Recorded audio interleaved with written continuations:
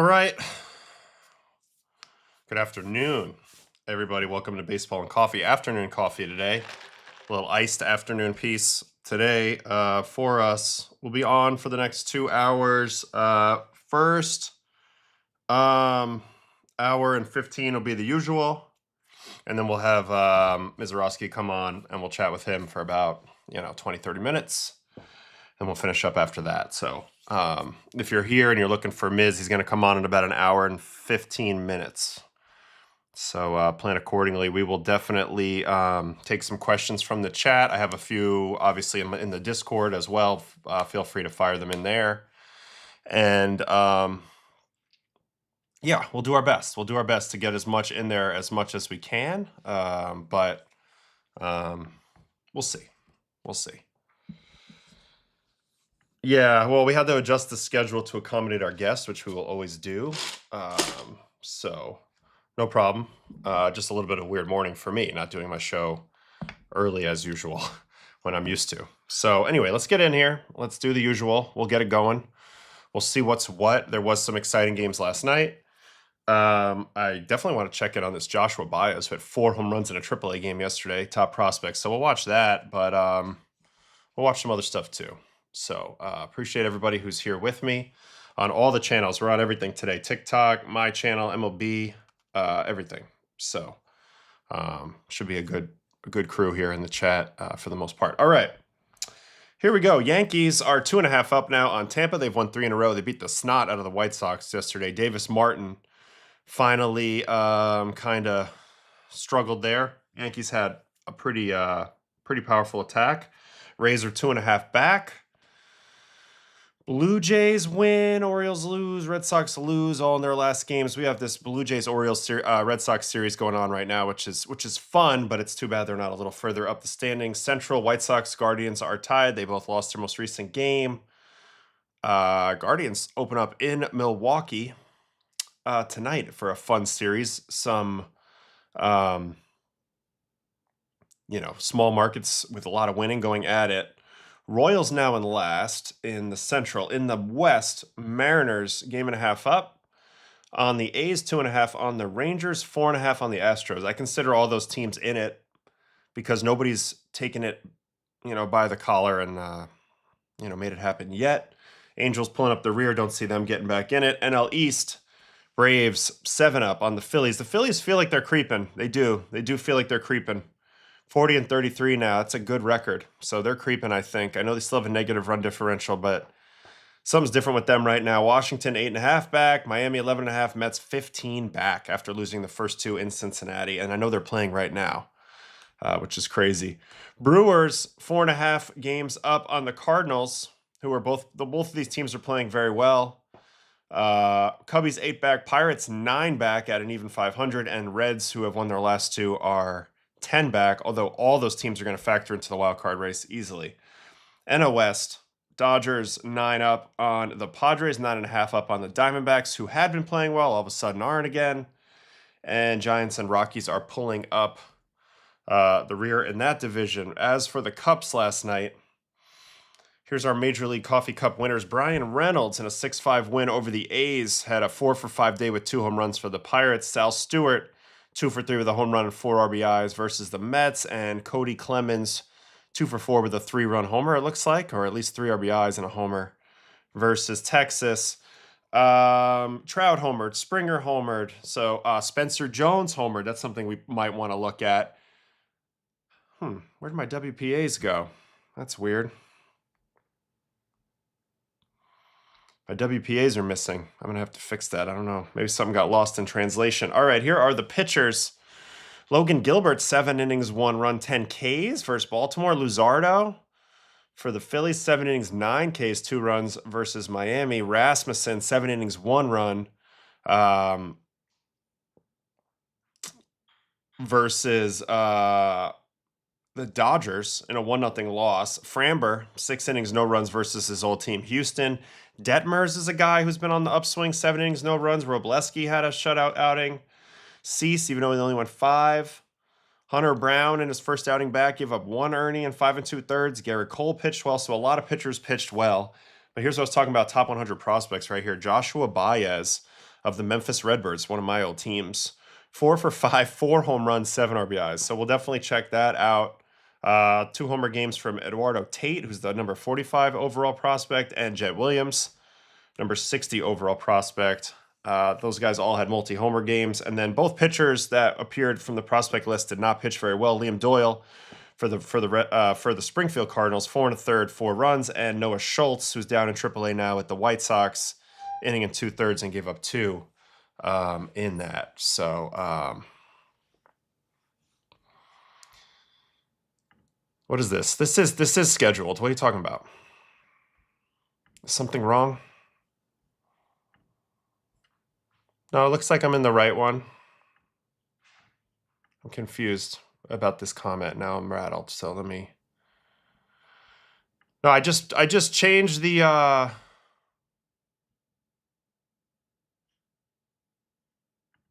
what are you guys confused about?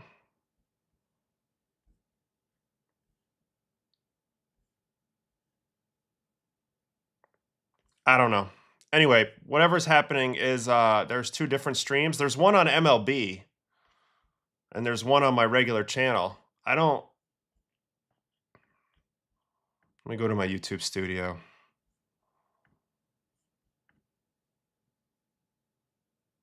Yeah, that's weird. It's not, it says upcoming on here. It didn't grab the proper stream out of my software here. I don't know how to fix that. I don't think I can. I can't merge the streams, so I'm going to have to copy and paste everything into that. That is frustrating. Damn it.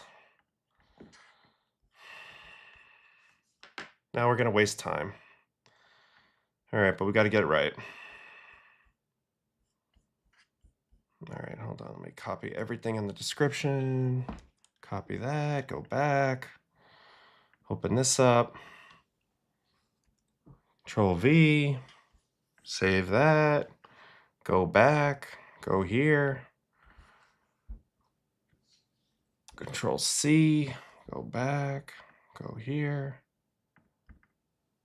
Control V. Save that. Fix the thumbnail.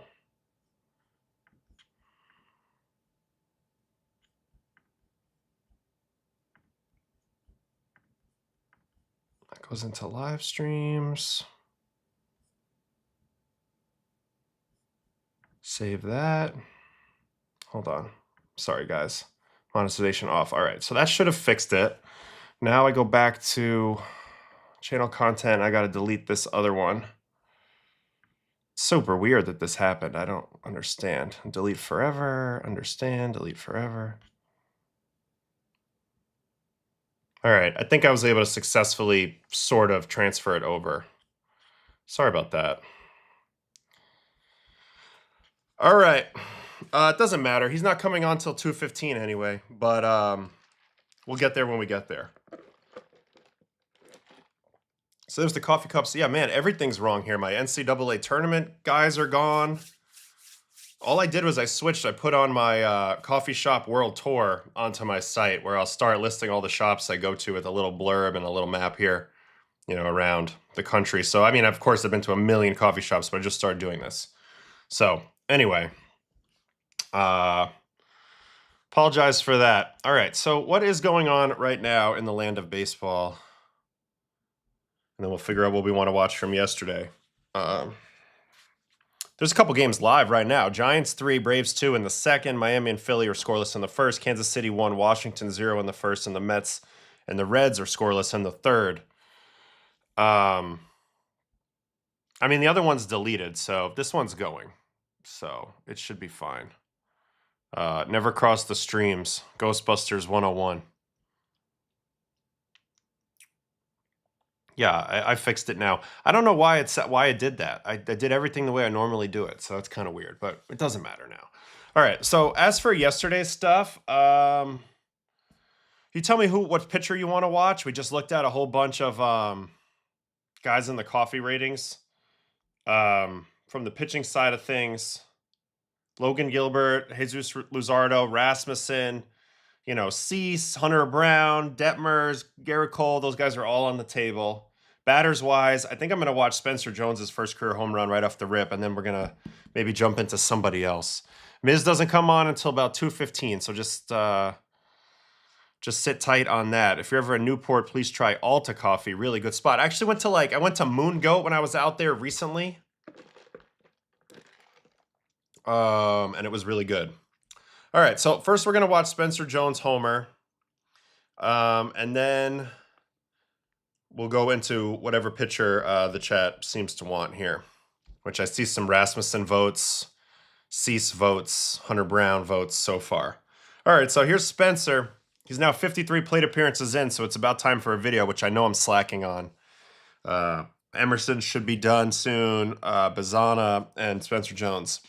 Anyway, he's hitting 239, 340, 391, 731 OPS so far. It's a very weird Savant page. It's kind of what you would expect, except he's drawing more walks despite having, you know, below average amount of chase. So there's been some non-competitive at-bats to him.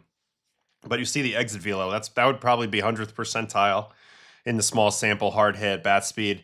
He does not get cheated, like, at all. Every time I watch him swing, his helmet seems to fall off. So let's watch his first career ding-dong yesterday in support of Cole, who had a very good game, but he had a huge lead. I mean, just a massive lead in this game, and this was the first punchback by the Yankees. So Davis Martin and Spencer Jones. We have an unknown first pitch up and away. Ooh, a bunch of unknowns right now. Interesting. Little data issue here. That's a high cutter. So it's the up in the zone stuff that we think is going to be a problem. We think he's going to murder everything medium height and down. Here's another unknown. That's a sweeper, it looks like, and a take. And here's another one. So he gets himself to a 3-1 count, and now he's going to go pull side, first home run in the Bronx. Ooh, that's a cutter. Little cutter, middle in. I'm surprised they went to that. I actually think you're probably safer to Spencer Jones just throwing a fastball, right? Isn't this? So this has got to be a cutter, the way it looks like it leaks a little bit. And it was just a seed out to center. Yeah, I got that being a cutter, mistake cutter, middle in. Absolutely hammered into the second deck. Got to be like 108, 109. Of course, we don't have any data on it when we need it. But I don't know. He's been an interesting player to watch so far. He's obviously very athletic. I tend to not believe that he's just this one-trick pony. Now, there has been a lot of swing and miss. There's a level of he's going to have to learn how to control himself a little more, you know, and have a swing other than his all-out swing. But, I mean, shoot, there's a lot of damage to be had when this guy's at the plate, no doubt about it. And here's this weird stance he's developed where he kind of crouches and gets into the toe tap and then just tries to pivot with both feet planted. So all he does is he moves it, he plants it right here. That's a very Shohei-esque when he gets to this point. And then it's just trying to be from here to here. And it's a shame he doesn't have a better number. The Yankees just don't have enough good numbers to choose from at this point. But that's Spencer. And then on top of it, he drew 2 walks. And then he also struck out. Out of curiosity, what did he strike out on? Fastball? Yeah, fastball up, which I would imagine would be the issue for him for the most part. Let's actually see if we can't grab his heat map stuff from the very early. I mean, this is so small sample, but curious to see. So here's the chart on fastballs. If you don't throw it right down the middle, he's not getting you. But we'll see how that evolves over time. He hasn't really seen a whole lot of pitches, but I was curious about this fastball chart versus righties. Yeah, right down the middle. Shocker. Not. Also, defensively, he's been about neutral so far. He's played a little bit of center field, like Grisham's hurt right now. Sprint speed's above average. So, I don't know. I'm hopeful that he could have more impact than just striking out, walking, and hitting homers. But you never know. 6'7", 240. It's a big guy. It's a big strike zone. It's a big swing. It's going to be a tough adjustment for sure. All right, let me hop in the chat here. When you only have a 1A swing, that's what I think the biggest thing is. I mean, at some point, maybe he'll figure out how to, I don't know, take a lesser swing. But I guess that's a big time skill thing. You know what I mean? Probably easier said than done.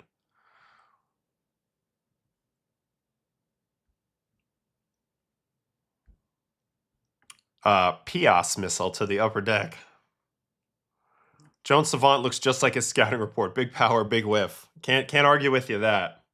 I thought it was 108 to 111. One of the two is what I saw. Yeah, I mean, it looked hard. I mean, basically a line drive into the second deck, which is hard to do. Reminds you a lot of Joey Gallo. So, I mean, time will tell. Time will tell. I actually like his swing better than Joey's. But I don't know. And Joey Gallo had a couple years where he was super effective. He was. One thing he definitely needs is a smaller helmet. It flies off every time he swings and misses. So, we call that the Chris Taylor heat map. Unfortunately, that's a lot of major leaguers. As good as they are, they like it right down the middle. Has there been an adjustment, or is he just getting better results in this small sample in the show? Yeah, I mean, Baseball Savant's calling BS on it so far, so take it with a grain of salt. But the big adjustment is his swing. He's been doing this same swing since spring training, but it's less than what he had going before. So that is that's one adjustment. He'll ride that until it doesn't work, and then he'll make another adjustment. But my guess is efficiency is where we'll see him creep for the next length of time. All right, so we have requests for Cease and Rasmussen. So those are going to be the first two we're going to watch from the pitching wise. So first we'll watch Rasmussen. It's a 1-0 game. He pitched against the Dodgers. He took the L, gave up a home run to Shohei, but he went 7 innings, 6 hits, 1 run, no walks, 7 strikeouts. He pitches good almost every time, this guy. He's incredibly consistent. Now has a .88 whip on the season. But, I mean, he's been unbelievable dominant now for 3 straight years. 283, 276, 259. Let's check out the game logs. I mean, he was hot coming into this start. He had a pair of 7-inning starts leading up to it. He had a 9 strikeout, 1 hit, no run outing versus the Marlins. And then he had a 7-inning, 2 hit, 1 walk, 13 strikeout outing, which we watched against the Sox. That leads him into Dodger Stadium last night. 7 innings, 6 hits, 1 run, no walks, 7 strikeouts versus the Sox. Let's see how he did it. Player breakdown. 34 fastballs, 31 cutters, which we said he has a cutter and a slider. Sinker, 18. Changeup, 14. Curveball, 3. Sweeper, 2. Above average amount of whiff, I'd say, on 4-seam cutter and his changeup, which only threw a little bit. Not very good on first pitch strike. So he did this even though he had to work from behind in the count quite often. So, all right, we'll check you out, Drew Rasmussen of the Tampa Bay Rays. And it's like, really, I've talked about the Rays a lot recently, and I feel like they're interesting, but mostly because they have like 6 players that are carrying their team, and Rasmussen's one of them. Rasmussen, McClanahan, Junior Caminero, Yandy Diaz, probably Nick Martinez right now, and Aranda.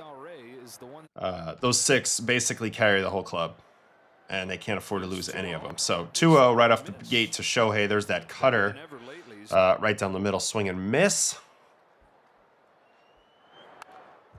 Sinker, very good pitch to hit there too. Wow, Shohei, 2 good pitches to hit in this first plate appearances. Misses one, fouls the other one off. So we'll watch all the pitches in the first inning, and then we'll see him get his outs.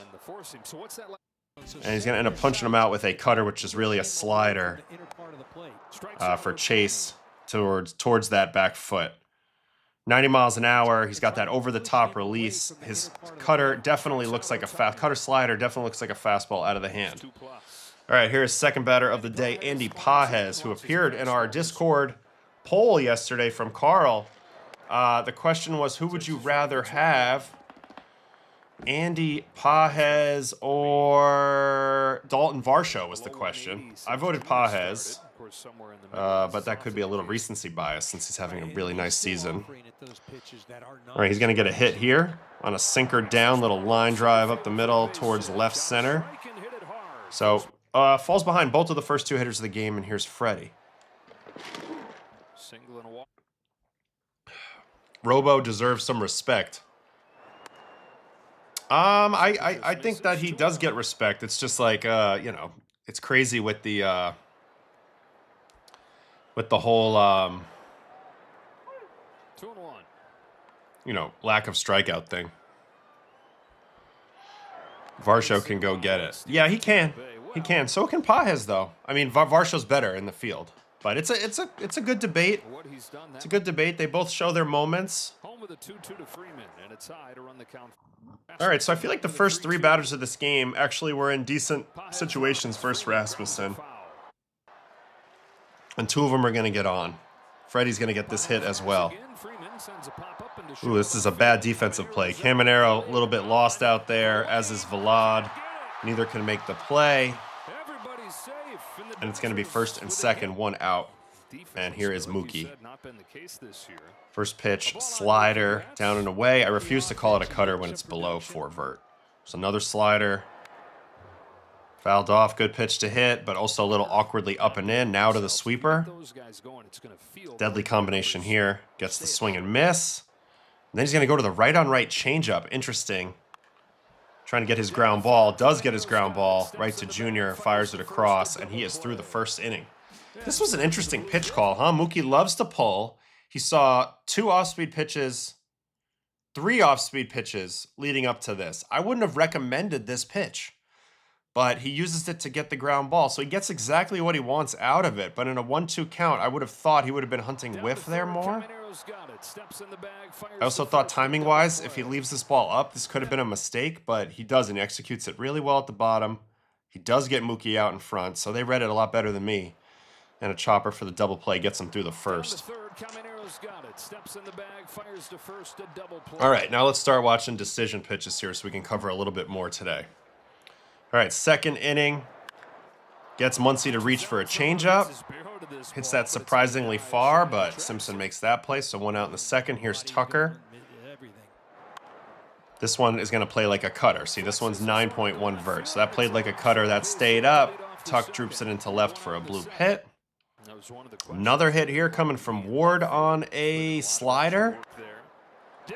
Little ground ball down the line, so he pitched around some stuff early here. He's going to have first and third, 1 out again. And here's Freeland. Can he get another double play? They go for the bunt. It goes right back to him. Oh, crazy play. Huh. Okay. Okay, so first and third. Where are the runners? Where are the fielders? Fielders are in pretty standard depth here. We got Junior Caminero in on the grass. We got shortstop back there. And then we're pulled in the hole. So we're playing pretty standard, holding on the runner, so we have to be ready to cover. If it goes right up the middle, you should get a double play, but they're also pinching off from the runner scoring if it goes to third. Okay, so that's the context here. Ball goes back to Rasmussen. He immediately turns to get a double play, but Taylor Walls, I believe, who that is too far in front of the bag. So then he has to reverse course and just gun it home, as now the runner goes home, and they end up getting the lead runner at the plate. So no double play, but no run score. That was kind of a really weird play, and that's why I think Tucker got a little confused. I mean, he's here trying to see what to do at this moment. See, here's Tuck. He's like, I don't know. So as the throw goes to second, he would run home because he's assuming they're trying to turn the double play. But since Walls is now caught in front of the bag here, he's like, screw it, I got to throw home. And they do, and they execute that and get the out. So I can't blame Tucker. I can't really blame anybody except for the really bad bunt by Freeland. This is just about as bad as you can do with the bunt. And if Walls was ready, he might have got the double play.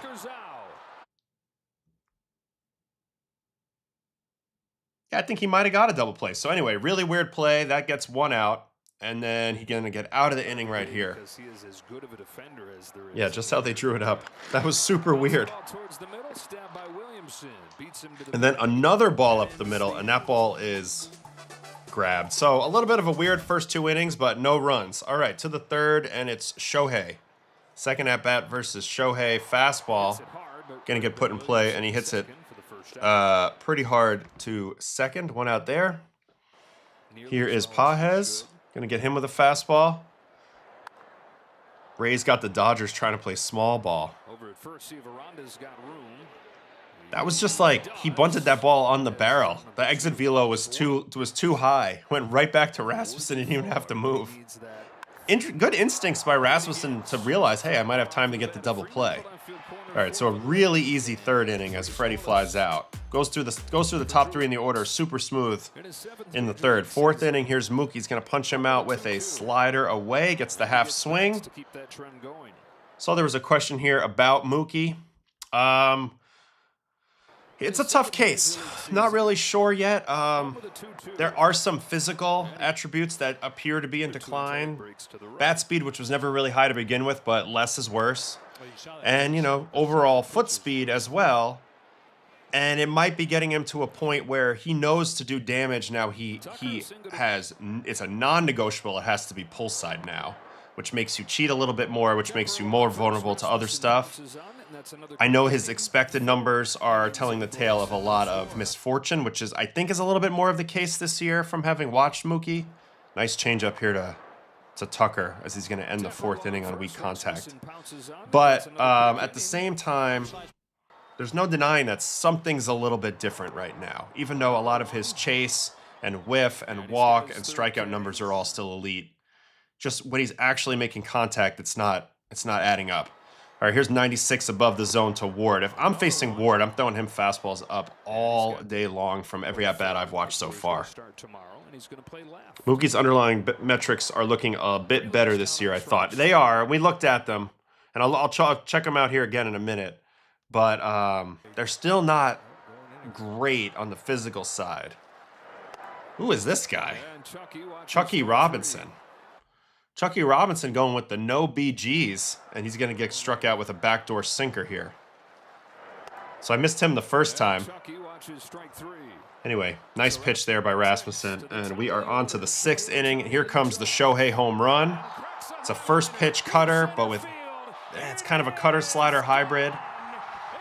Man, I tell you, man, these pitches get hammered. I don't know. I don't know, man. I see more home runs on right-handed cutter sliders to lefties that are just kind of cement mixer, medium height, middle in, sometimes down in, than like really any other pitch type. It feels automatic if you make this mistake more than once or twice in a game, it's going to get hammered. And Shohei hammers that to center. What do you think the exit velocity on that was? I'm not looking. I'm going to guess 108. 106.9, so a little less than I thought. But anyway, this was the only run of the game. So congrats to Robleski, who pitched great on the other side, and they were able to win this pitcher's duel with the Dodgers. Here's Shohei's swing in slow motion. So remember, we just looked at Spencer Jones's swing. This is what I was talking about. He gets to this same point. I think the biggest difference is he doesn't have his hands out and back the same as Shohei. I'd like to see Spencer Jones adopt this a little more with his hands. A little separation from the body. Felt like Spencer was a little tighter and they weren't as pulled back. But it's the same idea. Just once you lay that toe down, you don't stride after that. You just kind of dig through it with two hands. So incredible stuff. Yeah, he did miss his spot. But I mean, my point every time I point it out is that people don't seem to have good enough command with a pitch with so much danger. You know, if you get up and in or middle in and off the plate in, cutters are fantastic. But I see a lot of mistakes there, and they seem like they get punished at a higher rate, at least in my opinion, than some of the other pitches. Could be wrong, but that's my gauge on it. Anyway, he gets right back on the horse, grounds out Pages. Now Freddie's going to get a hit on a fastball. Base hit up the middle. Yeah, Milkiest is on it. He knows exactly what I'm saying, and that's exactly what I mean. I just think your margin for error is a little less with that pitch than a lot of the others. Anyway, this is also an unfortunate. I mean, Mookie hits the snot out of this ball, and it's right at a fielder. So, you know, maybe you're not playing as well, but you're also not getting good luck. It's a double whammy. And we'll look at Mookie again in a second. Change up off the end of the bat. That's going to be it for the sixth inning. Seventh inning. Tucker, fastball down the middle, grounded to second. One out there. There's Ward at another high fastball. See, told you. And then he's going to end his outing with this changeup to Freeland. It's not a pitch he uses a lot, but it's also very effective when he does throw it. Nasty changeup. He sells it really well. You've just got to make a decision. Rasmussen's a stud. Strikes him out on the changeup and finish.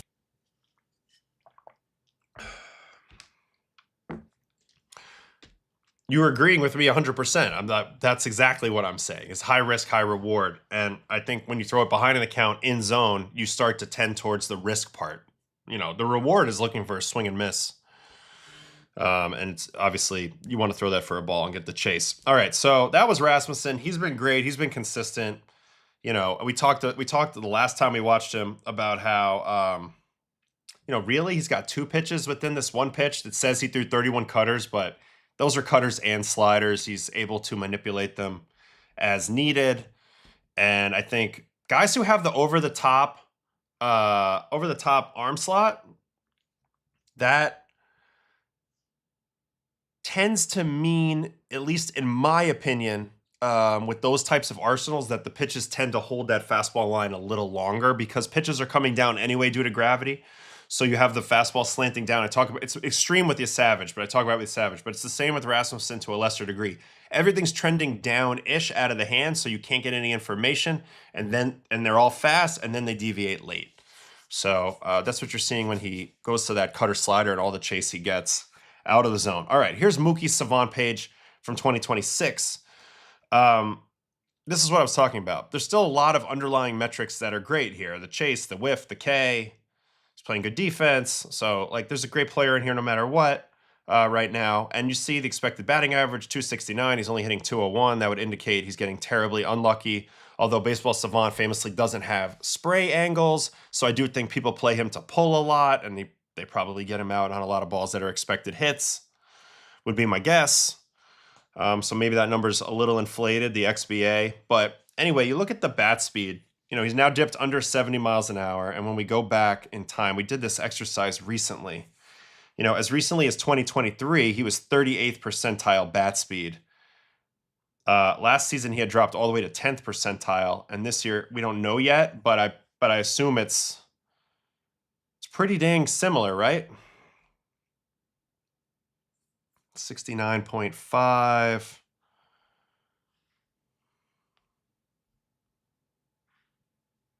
All right, it's about the same as the last 2 years, so there's really no reason then to worry about his bat speed, although it's not as high as it used to be. As for his sprint speed, he's now below average, so he's not going to get as many extra hits. That's the thing about having the speed. You get a lot of garbage hits, but that's been in steady decline for a while. Interesting, it hasn't really killed him on defense. He's still really playing really good at short. But I don't know. There's a combination of bad luck and he's getting a little bit older in here. It's a little bit of both is my point. And, he's always been dead pull, but a little bit, maybe hitting the ball with a little bit less authority. Hard hit, 37.2 percentile. This was last season. This was 24, his last really good year. Hard hit was still only 44th percentile, so I can't really kill him on that.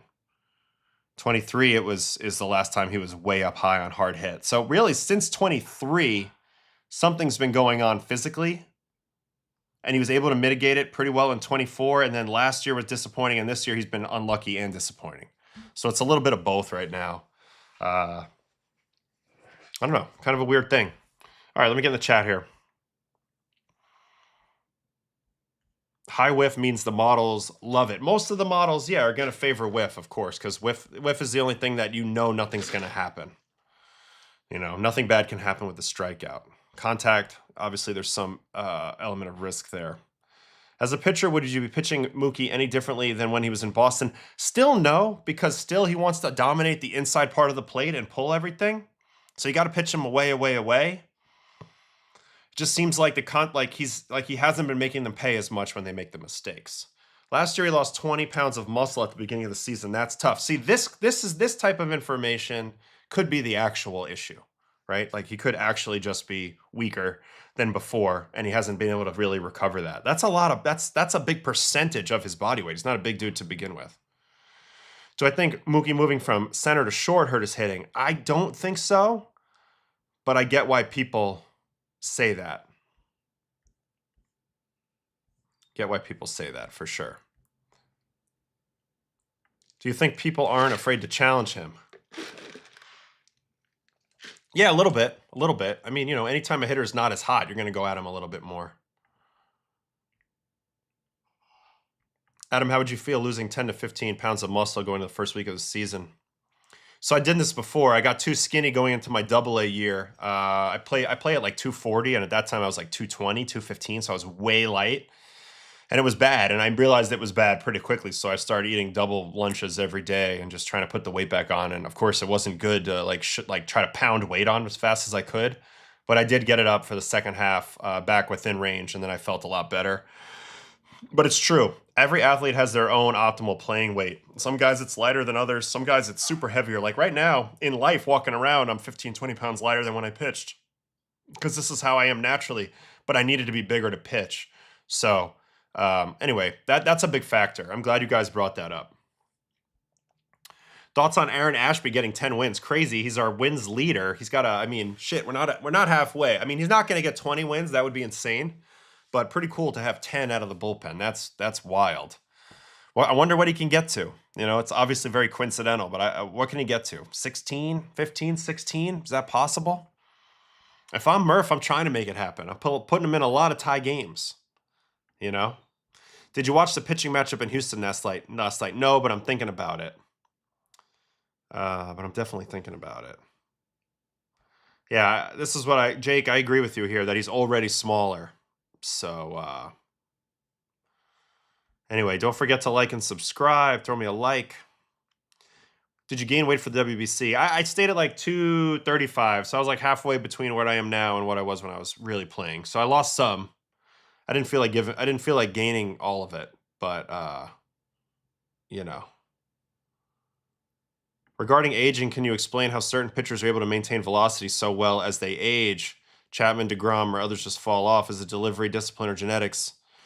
A lot of them have lost velocity. It's just relative amounts. Jake's lost velocity. DeGrom, Chapman, he lost it, gains it, loses it, gains it. But he's such a hard worker, naturally mobile guy that I think his body stayed springier than some others. So it's a lot of factors here. Individual lifestyle, body type, what the workload's been. I mean, there's a million things that go into this. Different, like if you're in Coors Field, you're going to probably suffer more with the altitude. So a million answers for this, but pretty hard to fight Father Time. I felt really good through 36, and then at 37, I was like, feeling a little crusty. CC famously flailed when he lost his weight. Now he's super fit in retirement. Yes. This is a funny question. Absolutely not, the Beastly Champ. No chance. No chance. All right. Okay, so Dylan Cease was requested next. He pitched against the Sox. Him and Peyton Toley locked up. This was a fun one. Toley 5 innings, 4 hits, 3 runs, 2 walks, 6 strikeouts, got clipped twice. So maybe we'll watch the offensive part of it too. But Cease will lock in on for a minute. 5 innings, 4 hits, 4 walks, 7 strikeouts, 108 pitches. This is more Dylan Cease of old, where he bent but didn't break and didn't go deep.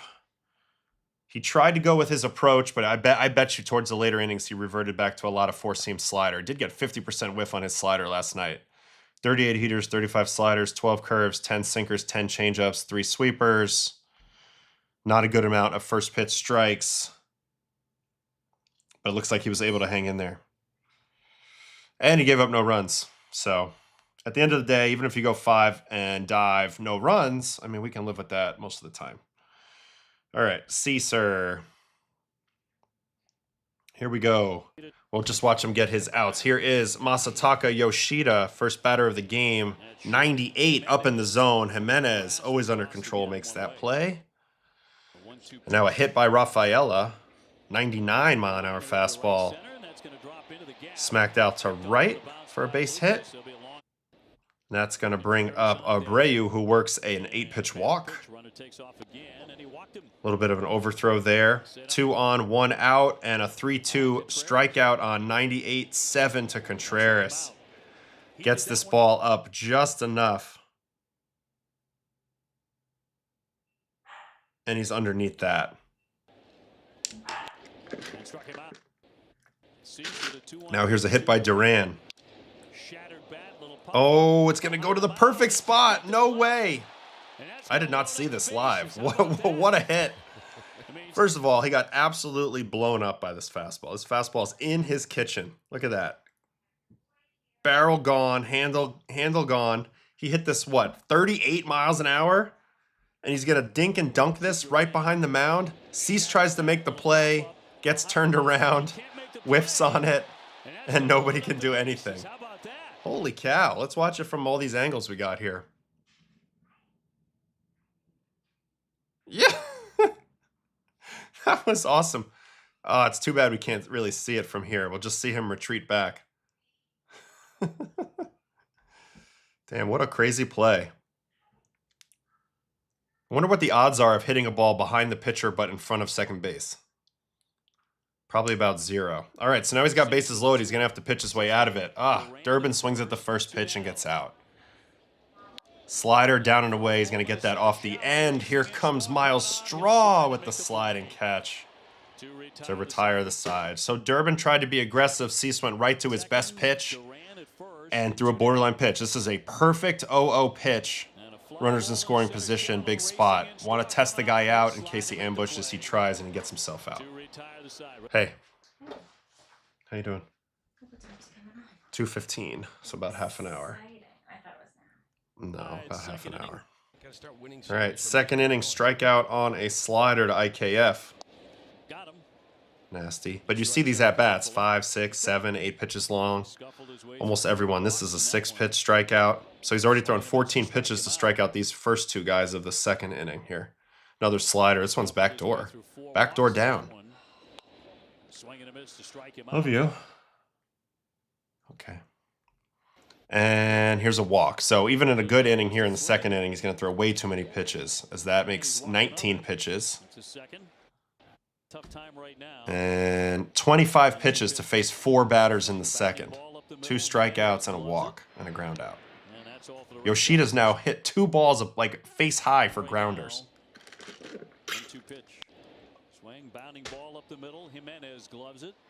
All right, so that's it for the second inning. Third inning, another 7-pitch at bat. Rafael is going to get his second hit off Cease.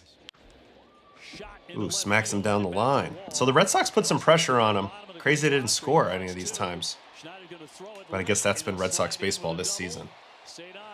Rafael, a lead-off double. Now a strikeout of Abreu. Slider in the dirt. I wish I had a slider in the dirt. You have a slider in the dirt. My slider was to left. It didn't go in the dirt. Let's watch this whole at-bat to Contreras. 3-pitch strikeout. Oh, I thought it was maybe all heaters. It wasn't. Love you. Love you. Curveball strike. You're a curveball strike. You're a curveball strike. Fastball up away, fouled off, and then fastball way up around, up away. See you later, swing and miss. So he's punched out Contreras twice on heaters. That's the second out, and then the third out's going to be Duran again. Remember, he got way in on him the last time, gets way in on him this time. Wonder if he broke his bat there again. Anyway, good play by Ernie. And he digs through the third inning. Fourth inning. Caleb Durbin, sinker coming in the kitchen, misses over the middle, but he gets just a bit off the barrel. And Miles Straw, who's now robbed him twice of hits. Durbin, who's been swinging it better, got to be pissed about this. Robbed his blooper and then robbed his triples attempt. Look at Miles Straw. Dylan Cease feeling it.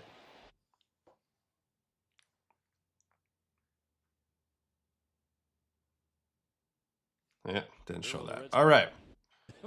1 out, and here's IKF. 1-2 on the way. Swinging butt. Really good slider there. Kirky is on that. 2 outs there. And now here's another walk to Meyer. So they put a little pressure on him. He wasn't able to make it easy, but they also weren't able to come through either. A lot of sliders in the big moments. There's a slider hit to Wong, so they're able to put 2 on here in the fourth as well. And now Yoshida's going to get out. See if it's another high heater. It is. That's 3 times he's grounded out on face high heaters in this game. That is super weird. I wonder how many times in Cease's life he's gotten ground balls on pitches this high, and Yoshida did 3 of them in one game. How do you do that? That's amazing. All right, 5th inning. This is going to be his last inning. Called strike 3, looking to Rafaela, 4-seam down. A very confident tap. I think this ball's way in the zone, though. Let's see. I'm going to wait for the drama. Yeah, way in the zone. Strikeout. All right, 8-pitch walk. This one was called to strike and then overturned. Ooh, I bet you this is really close. All right, less than an inch away. So Abreu challenges, gets the walk. Now he's going to punch out Contreras for a 3rd time. So let's watch all 3 pitches here. Sinker in, chopped foul. Now to the sweeper. Called strike, although I bet you that was low. Yep, that was low. So that makes it 0-2. And then he's going to punch him with the slider in the dirt. So full ownage of Cease to Contreras in this game. 3 strikeouts, 2 of the 3-pitch variety. And you can see Wilson's not thrilled. And then he's going to finish his outing with Duran. Remember, he jammed him twice. This time he swings it hard. That's the best, probably the best swing of the game. And he lines it out to Miles Straw at 100.5. So he grinded through it. It wasn't as good as he's been, but he definitely grinded through it. Also possibly worth watching in this game is Louis Varland, if you guys have any interest in that. As he finally got clipped the other day by Goldschmidt, but he's been rolling. So anyway, here's Cease on the year. I think he's going to be in the Cy Young conversation, American League. I do. He's been very good. He's been very, very good. Miz will be here in about half an hour, guys. In about half an hour.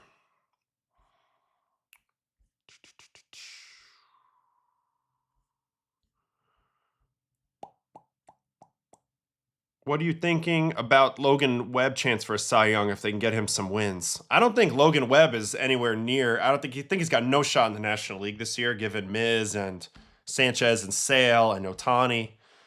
Did I just click Jacob Webb? I meant Logan Webb. But Logan Webb got off to a slow start this year, no? Yeah, he's down to a 3.46. I mean, he's going to get the innings and all that, but I just think from the run prevention standpoint, he's way behind the others. He's probably given up 3 times as many runs as Christopher Sanchez right now. So that's going to be tough to cut into. All right, so we wanted to go backtrack a little bit and look at Varland because he punches the side in his outing. He went 6 changeups, 5 fastballs, 5 curves, 3 sliders. For my money, he's been the 2nd best reliever in baseball this year behind Mason Miller. Possibly even more value given his inning contribution. I mean, shit, 39 innings in 35 games, all high leverage with the 1 whip, already over 50 punchies. So he's on his way to the big-time 100 punch-out season out of the pen. And yeah, he punches the side in this game versus the Red Sox. Actually, he doesn't punch the side, but he comes in the 8th in a big spot. 2 on versus Gasper. So let's watch this outing. Gasper, the batter, as he takes a changeup for Changeup ball. Knuckle curve strike. Here comes the changeup. Meyer just took a walk. That's a strike, man. You can really see the angle he's getting from that side on this camera. This really shows his HAA. And then there's a 4-seamer at a hundy up and away from Gasper. Man, Varland looks like he's got really big HAA. I didn't really notice that from the usual camera angles, but there's a lot of right to left going on in his approach. All right, here's his 9th inning. Yoshida's going to get a hit. Another grounder from Yoshida. This time it goes through, and then Sadon's going to get a hit. No, he doesn't get a hit. He flies out deep. Damn. Good swing there. And then here comes some strikeouts. All right, let's watch this strikeout of Abreu. Knuckle curve, chopped foul. Yeah, the National League Cy Young Award race is crazy this year. I mean, there's like 7 or 8 crazy options already. That guys who have to be noteworthy. This is a changeup strikeout. His changeup's been elite this year. All right, so he ends up walking Contreras. So Contreras narrowly avoids the sombrero, and then he's going to finish the game punching out Duran. So let's watch this at bat versus Duran. Knuckle curve ball. Here comes a changeup. And a 1-0. Chopped foul. Another changeup. Duran homer with 1 out in the 8th inning. Change up down. Don't worry, I'll show you in a second. And then 100 up top. See you later, ball game over. This guy's fastball is electric. Look at this thing. Just a laser beam to the top of the zone. Blue Jays really robbed the Twins in this trade. Holy cow, this guy's been unbelievable for them. Not only last year in the playoffs, but this year. If they're going to dig back into the postseason, it's going to be from Louis Varland, big-time helper.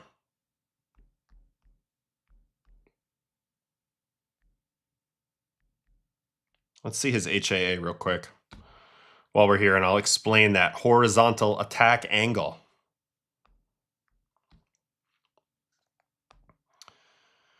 Yeah, so this is what I'm talking about. How steep your pitch is from right to left on the screen. The angle, the horizontal angle at which the ball enters the zone. And we can see here, Louis Varland on HAA, 2.5 degrees. That's 95th percentile of right-handed pitchers. So he's the 21st level of right to left steepness entering the zone from the pitcher's perspective in baseball on his fastball. So that's what I was just noticing, and I didn't put that together before. I knew he had a lot of other stuff going for him, but I didn't realize that he had that steep of a HAA, and his changeup's even more, 9th percentile. So that makes sense. Like, he's got nasty stuff as it is, but he's also a weird angle. So anyway, I wanted to check up on that, but pretty nasty. He's been filth. He's been filth.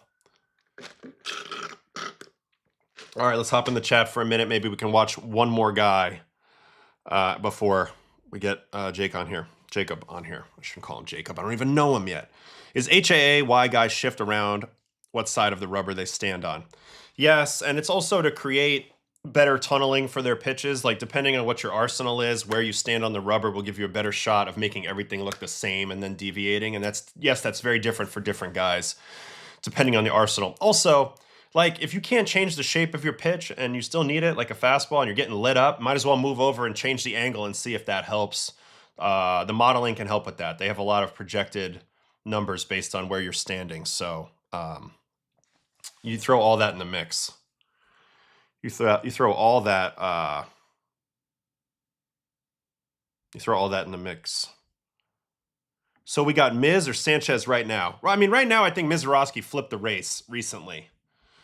I was just looking. I mean, I don't go off of Fangraphs, but they have a nice leaderboard just to at least look at the WAR situation from pitchers.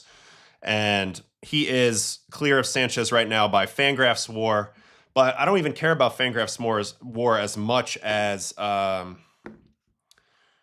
like overall raw numbers. So look, Sanchez has him beat right now by 12 innings. You see the difference here? 12 innings, 99 innings versus 87 innings. But Miz has got the style points with the strikeouts. Strikeout rate of over 13.5 Ks per 9. And I think he can run him down. I mean, obviously, Sanchez had the run where he gave up no runs. He had the 50 inning scoreless streak, basically.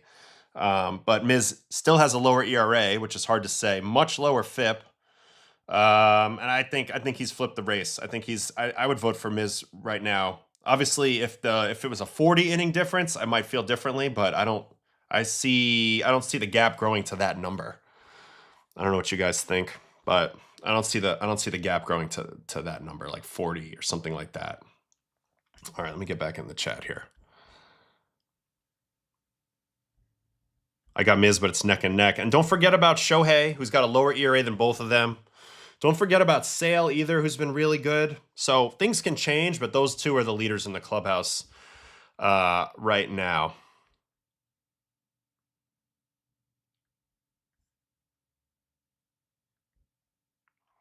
And this is probably true, but wins don't really get you the Cy Young anymore. So, you know. How does an ARB meeting go with Varland where the club using him in the highest leverage spots means he's getting fewer saves than he might as a true closer? Well, we should ask Dylan Betances about this or Josh Hader about this. Like, saves are the currency in arbitration for a relief pitcher. And if you don't have them, they're not going to pay you as much, and they're going to argue as such. So I do think if you can get if you could get in the situation of like a Scooble where you can argue the 5-year thing, or you can present it. The part of the issue is the arbitrators don't tell you why they conclude what they conclude. They just make a decision. But yeah, you want to get as many saves as possible, you know. And I think, of course, every team's going to try to get their labor for as cheap as possible. Someone in the Discord wanted to see Straw versus Tolley 3rd inning. All right, well, we still have that pulled up, so we can watch that. Tolley didn't have a great outing, so we're not really going to watch all of that, but here is a 14-pitch battle. All right, 14 pitches. Tolley and Straw. 4-seam up away. 4-seam coming again. Past him. 1 ball, 1 strike. Imagine that. Losing over 100 last year. They are 38-32. Yeah, wins. Unfortunately, wins just don't matter anymore. But I hear you. I remember the start that they're on. I'm like, Jimenez with the lead off second. Another foul ball. This is all going to be heaters, basically. Is this just a heater fest? Looking for another K in the book, but this one is a really hard foul ball. put away. wait, I'm surprised. Here's the sinker. Hangs in on that one. I love watching Tolley's reactions. Check Tolley's reaction. Out in front. This dude cracks me up every time. Another fastball. All right, here's another one. Fouled off the chest protector. Another fastball. Here's another fastball. Fouled off again. All right, finally they try a curveball. Popped foul. Sinker coming now. This is like 8 or 9 foul balls in a row. All right, cutter ball. So that got him to 3-2. 2 more pitches here. Another foul ball. This is unbelievable. And then he's going to get out. So he gets him out. If you're going to throw 14 pitches to one batter, you would hope to get him out. But great job by Straw, kind of riding that out there. That was funny. What is Tolley's reaction here? He was like excited that he got him to hit it and play. Little mini fist pump when he put the ball in play.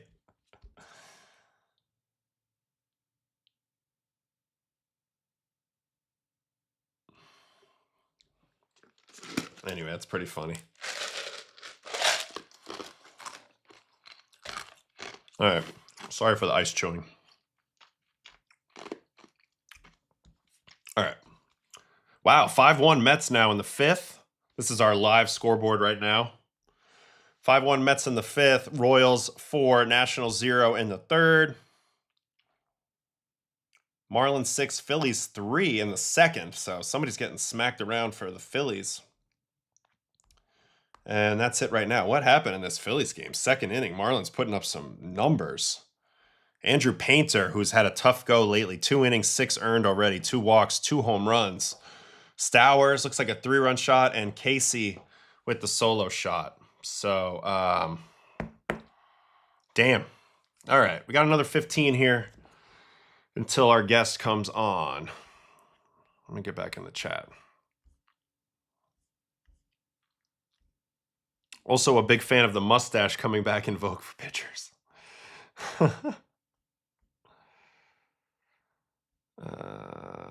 What do you think of Davis Martin and his approach with a 6-pitch mix and doing them all pretty much equally? Is it to keep hitters guessing? Yeah, I mean, he's not elite like with his stuff, like any individual pitches, so he's going more kitchen sink approach, and he's been very good. I know he got beat pretty good last night by the Yanks, but overall, I mean, I think his approach has been sound. It's driven him to a very, very good start to the season. 3-3-1, even after the really bad outing yesterday. He was down on the 2s yesterday. Yeah, I mean, he doesn't have like any pitch, I would say, that's flat out ridiculous on its own. So he has to kind of stick and move and pitch out there. Nothing wrong with that. Wonder what the Stuff Plus says about Davis Martin. on Fangraphs. It's got him as a well below average stuff guy. So that's the reason why. Not one pitch above average here. 94, 85, 88, 94, 93, 87. So it's saying his best pitch is 6% below average. So, and overall he's like 9% below average and stuff. So, you know, that's very poor for a guy who's pitching as well as he's pitching. So it's more about the mix. They don't even like his location. So it's all about his mixture. And sure enough, 26%, 17%, 16%, 15%, 13%, 13%. He might be the only pitcher in the league with 6 pitches over 13%. So that's something that you should do if you don't have great stuff. You just got to mix it up a hell of a lot.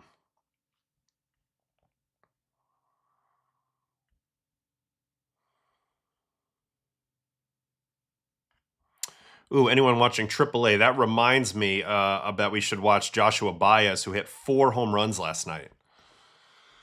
So, yeah, we'll pull up the old research tool.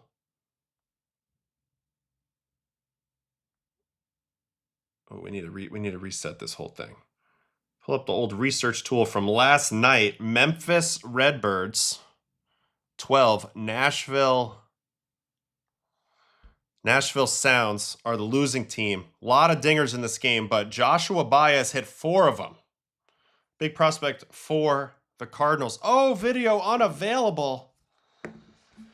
No. Why? Why is the video unavailable? I always get AAA video. Sometimes in the first inning it's down. See if I can get the other ones. Nope, video unavailable. Dang it. All right, we're not going to get his home runs, unfortunately. Damn, I was all excited. This guy had a heck of a day. This is what I was talking about from earlier. Look at that. 4 for 5, 4 home runs, 7 RBIs for the number 68 overall prospect. Pretty amazing. I mentioned it earlier, but do you ever have a season where you had a bunch of inning pitch in the regular season and then the playoffs were harder for you? Yeah, I mean, pretty much every time I made it to the playoffs. And the further you get in the playoffs too, and how much you warm up or how much you pitch. Like I was totally out of gas in 21, the last game I pitched in the postseason, and I thought in 19 I probably pitched a little too much as well, headed into the postseason. But I felt good, so I can't make that as an excuse. But I definitely pitched a lot, and the stuff didn't feel maybe quite the same midway through September towards the end. So hard to say what the factors are, but it felt like one. Have you done your All-Star ballot yet? No, I'm going to wait till like right before the deadline for the full amount of context, and then I'll vote probably live on the show. I believe Andrew Fisher should be the number 1 prospect in baseball. Well, he did just get moved up to Double-A, so excited to see how he does, and he's been very, very good. I don't know about number 1 in baseball, but he's definitely going to be moving up on the list very fast. I mean, shit, Jesus Mate is where he'll be meeting Mr. Andrew Fisher now in Double-A, so he's also a big-time prospect. I think he might be number 1 right now.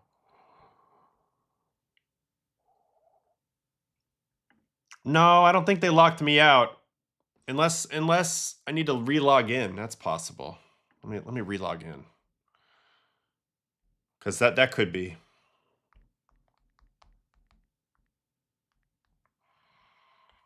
Could be. I mean, I don't know for sure, but I don't think so. Try this one more time.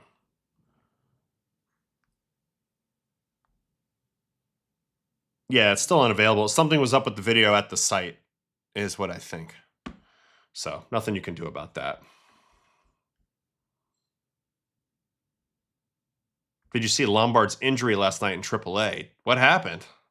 Did he get hurt?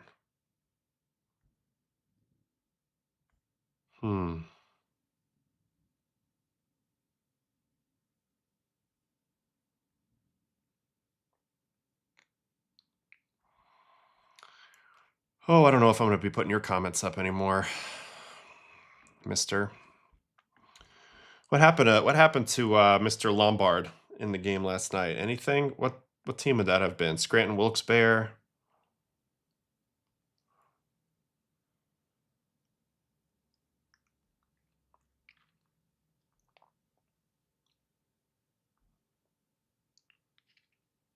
He hit a double. This is Lombard's double.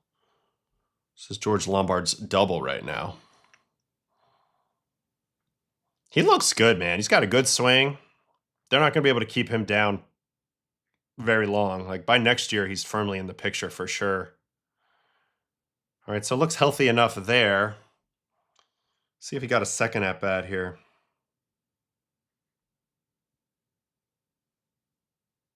Well, he walked. That was the second at bat. Third at bat. Injury delay. It might have happened on this steal. Let's see.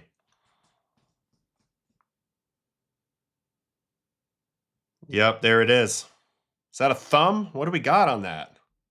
George Lombard Jr., he gets slid into here. It's either wrist or thumb, I think. What's the reporting on that?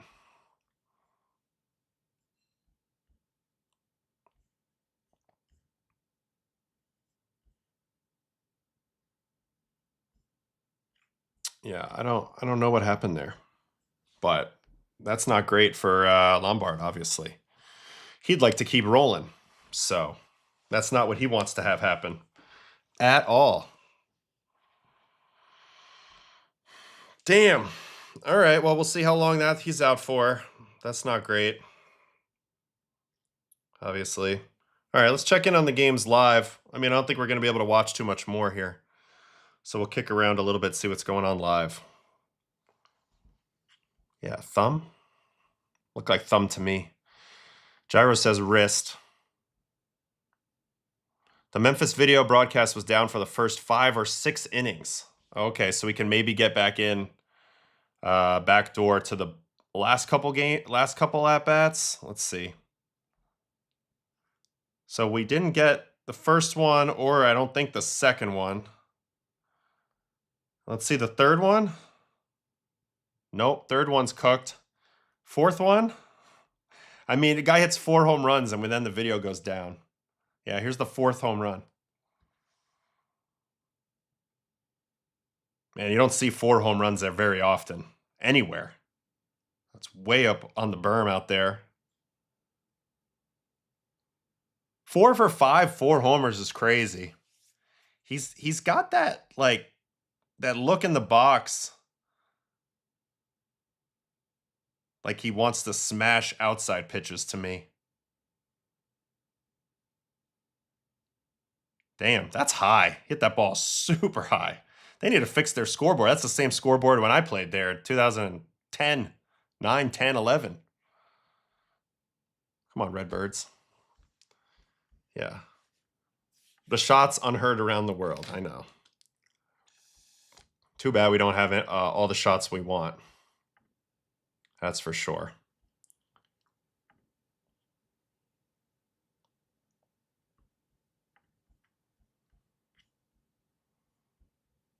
All right. He does look scary, right?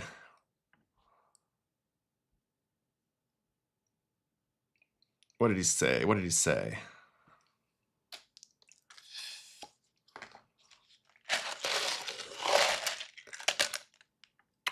How about the Major League ball? Mitch sent me a thing yesterday that was interesting about the drag coefficient on the ball right now. Oh, this is another thing to discuss in here for a second on the live stream. Earlier today, somebody posted this, and this kind of blew my mind and got me thinking a little bit. James Wood has already faced, hold on. James Wood has already faced as many different pitchers as Ted Williams did in his entire career. And James Wood is in season 3. So is this a reality that back in the day, they just faced the same guys over and over and over again, and there was that little roster movement that guys accumulated that many at-bats off of one guy? Because to me, that's a huge factor when you want to talk about why hitting's harder now. Just the diversity of matchups, right? I think that's wild. That's a wild stat to me. Here's another one that was in the Discord today, which I thought was good. And now because we have that new swing metrics. Mike Petriello noted that his new Dylan Cease's new changeup The movement's not impressive, but you can see that the late swing percentage is way up. So it is affecting his arsenal in a positive way, right? So those are two things that got me thinking about stuff that's not normally talked about. Number one, hitters back in the day faced the same guys in a recycled jumble version and didn't have to face new challenges as nearly as often as the hitters do now. Not to mention the stuff that we've already talked about that seems obvious. Second thing is that this changeup doesn't have great movement, but it's still a super valuable part of his arsenal. And when everybody's looking for fastballs, this is another way to slow them down. And now the fastball plays better. So all of this those are two interesting things that I wanted to chew on for a minute in my mind on the back way off. All right, he's here. So let me go and bring him up on the show here. So I'm going to throw you guys onto the loading screen here for a second, and then I'll be back with our guest for today. So bear with me here for a moment.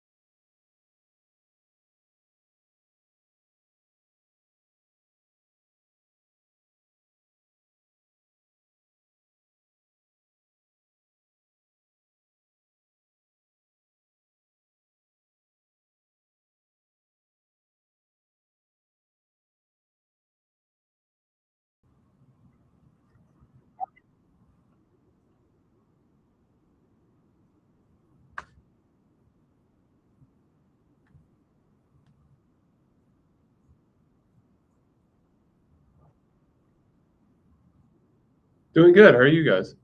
Or how are you?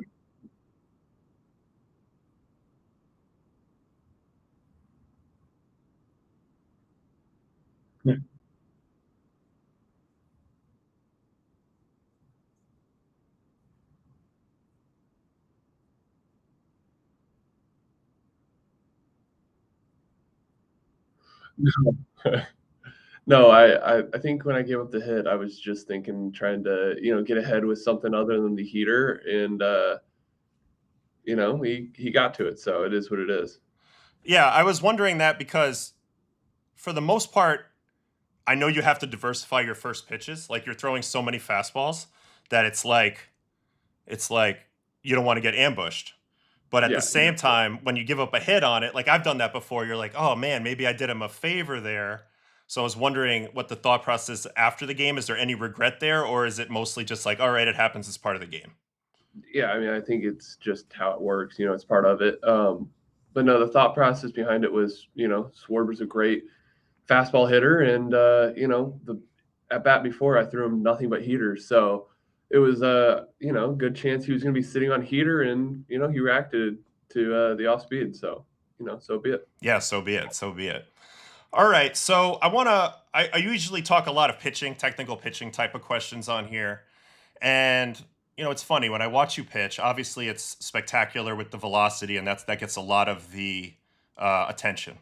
But I know that there's been a journey, probably a multiple year journey of figuring out how to harness everything. And a lot of that is simplicity of thought, right? Like, do you have a pre pitch routine that you've come across, like something that you tell yourself mentally that kind of gets you in the flow so that you can go out there and be convicted on each pitch? No, honestly, it's just taking a breath. I think that's the biggest thing. Contreras tells me what signs coming, and in the pitch come, and you kind of just got to trust it, and be full faith behind it, and let it eat. So, what about your eyes? I saw an article where you were talking about setting your sights. I've often talked about how early in my career, I felt like I was like kind of looking at the target, but it was more so like I knew kind of where in, up, down is. And I wasn't really there all the way through the pitch until I started focusing on where I want to start my pitch and things like that. Have you ever experienced anything like that? Do you do something with your eyes that you think helps you get in the zone? Because the walk rate's been so great this year that I'm just curious if there's been any evolution with that. Yeah, yeah, definitely like what you're saying. Like I kind of like looking where I need to start a pitch, especially with like off speed and things like that. But no, it kind of goes. I kind of aim middle. It's funny to say that. Being a big leaguer facing big league hitters, I'm just aiming middle, and letting it play off that. And if I'm throwing a slider cutter or something like that, and I want to go arm side with it, and with the righty in the box, I'm aiming at their hip. It's just a part of it. Like I got to trust that my ball's going to come back. So you kind of understand the shape. You get a feel for the shape in the bullpen while you're being calibrated. Then from there, you feel like you have your distinct lanes. Like, okay, if I'm going to throw my breaking ball, I start a little higher. If I'm going to Yep. start my fastball, I start more middle. Yep. Yeah. Exactly. Yeah, And then play off that to where like there's going to be a little bit of drop off the heater, and so you rise that up a little bit, be it 2 balls above zone, so it's on that top line. But pretty basic after that. What about like good misses? Like when you're in a leverage count and you want to get the strikeout and you want to go for a chase. Are you cognizant of like a good miss, like like an area that you're okay missing, or just in general you're attacking the one spot and if you miss over the plate you're okay with it? Yeah, I don't know if I'm saying I'm okay with it. I'm still pissed off at myself, but no, I'm really like trying to get that. Like if I'm going chase, like I'm trying to hit like a really far off the plate. Like I'm not thinking it's going to be a strike at all. So if I'm going slider, saying I'm throwing glove side away, I'm thinking like, hey, I want this to be on the chalk line versus the black. So stuff like that. Like when I do miss and it's not as big as I'm hoping, it's like a ball outside versus two. So it's stuff like that. Got you. And what are your pitcher meetings like pregame? Is it mostly just we're just going to pitch to our strengths? We're going to ignore the batters. Are you aware of a lot of stuff? Do you shake a lot? There's a lot of questions I have because I know you want to probably keep it as simple as possible out there. But when I watch you and Contreras work, it's clear that you guys have a pretty good rapport there. Yeah, no, we've gotten a lot better at it, and it's awesome to have a guy like back there like Contreras, and I trust him a lot. There's not much shaking. Obviously, you see me up there shaking my head a lot. It's Contreras trying to get a guy off of a scent or something like that. So no, it's not crazy at all. But the pregame meetings and stuff, it's simple. It's looking at guys' strengths, what their heat maps look like, and that's about as in depth we go. Got you. All right. So keep it simple. I think that's always the best approach, especially early until somebody proves that they can get at you a little bit. So those were the first questions I had. Second question I have is about like your catch play, right? I saw a video of you the other day doing athletic catch play where you're kind of moving your feet, moving around, also throwing the football. How long has that become part of your routine? And do you think that that helps you kind of stay athletic on the mound? Is that the idea behind that? Yeah. Yeah, when you're in your delivery, like it's pretty set in stone what my delivery is. But as soon as I get off the mound, like I got to be ready to make an athletic play. Like if I have to give a quick flip, if it's a bunt down third base line and I have to flip it across the field, like there's you never know what's going to come at you. But no, that's been in my warm up for a while now. Yeah, I think it's super useful because as pitchers, sometimes we do get a little bit robotic. Like we kind of like it's so funny. Like people talk about repeating your delivery, which is important, but at the same time, you want to have freedom within that so that you feel like you're not like tied down into this like tiny little box. And Exactly. I don't know. Were you a two-way player coming up, or mostly just pitching? No, I was just pitching, at least pro ball wise, but no, I played, outfield. I caught a little bit in high school. So, Ooh, catching is interesting because a lot of times the arm path that you develop from catching when you're younger kind of helps you be a little more efficient in your delivery. And I'm assuming that's been the number one thing that you've worked on over time is like, because you're so big, and I'm big, I can relate to that. And you're just trying to find a way to control it. So it's like whatever can be as simple as possible. It makes a lot of sense. yep. Yeah. All right. Let me get to some questions here from my Discord chat for you. If there's any change from last year to this season, what do you think would be the biggest one? Probably the walk rate going down. I think that's the biggest change, and that was more just like in the off season, really focusing on, not being like lazy on the backside and really staying in the ground with it, and then that kind of went into the lead leg and the plant leg and kind of fell into that as well. So I've noticed you got big legs. You obviously train your legs a lot in the weight room. Is a lot of that because you feel better when you have stability in the ground? Like, do you train that lead leg landing spot as a priority? Yeah, so that's also why I do the water bags and stuff like that. Like I want to feel like the uncontrolledness with the water and really feeling like I can force and like stick into the ground on that lead leg. I tried to use the water bags for a little bit. I think I had a hard time because I threw so cross body that like I was like kind of cutting myself off, and I felt like it was exposing me for my timing being wrong. But then I was like, man, like it's too late. It's too late for me. I'm already 36 or whatever. If I try to re-straighten out at the time, if I try to re-straighten out, I lose all my deception. I'd be afraid I'm going to lose all my effectiveness. But Yeah. that's one thing about the water. It definitely teaches, like, if you don't hear the swishing in the right pattern, you're off, Yep. right? Yep. Exactly. Yeah, that's a super interesting. All right, here's another one. What pitchers on the Milwaukee staff have you learned from, and are there any other pitchers in the game that you'd like to be a sponge and learn from at the All-Star game, or did you already do that last year? On our staff, Big Woo's always a big help. He's always there in the bullpens and watching and giving feedback when he needs to. And honestly, Kyle Harrison's been a huge help for me. Like just he's not. We're two totally separate guys, and he's more like off speed focused. So it's been nice to pick his brain and kind of play off of that because that's not my game. It's not what I'm used to. So it helps a lot to get a outside look. Yeah, And then especially like Big Woo because he's been through so much. Like, so he's got like a lot of really good perspective for you, I'm sure. Um, are they? Do they watch your bullpens and stuff like that? Do you have that type of culture over there? oh yeah, we watch every starter goes out to their bullpens and yeah, we make time for it. So I think it's important. Big Woo made a big push for it, so it's really cool to see. Yeah, and what about you mentioned Harrison? He's been amazing this year, moving over on the rubber, the fastball, and the slider, the slurve, or whatever he has going on there with those two pitches.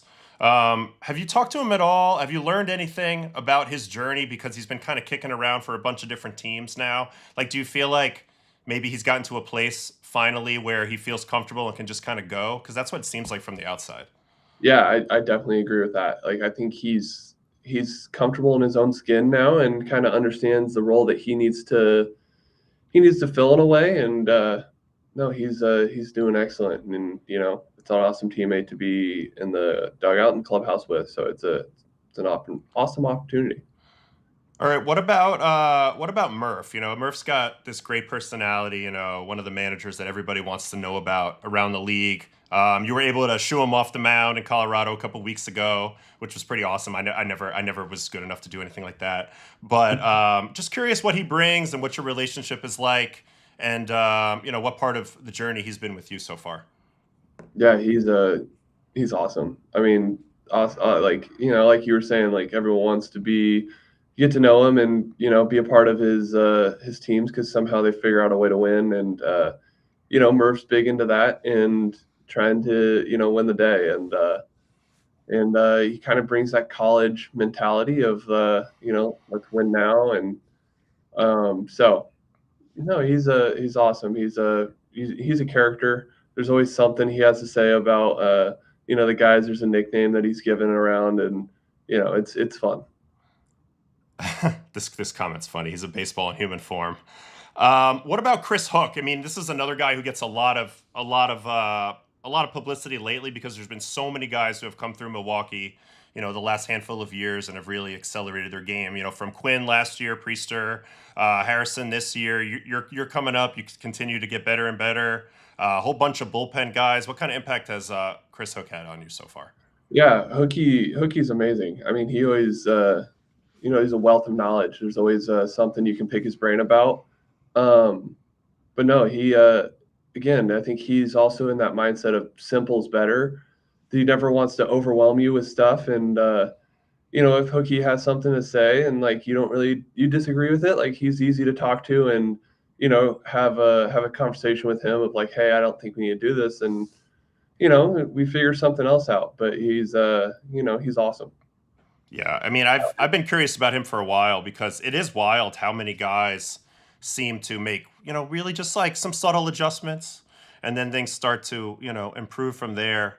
Um, so anyway, so far this year, the NL Central has been really, really strong. Is this something that you guys maybe could feel a little bit last year towards the end of the season as some of these teams started to play well? Because it's been interesting that every team has played well out of the gate this year.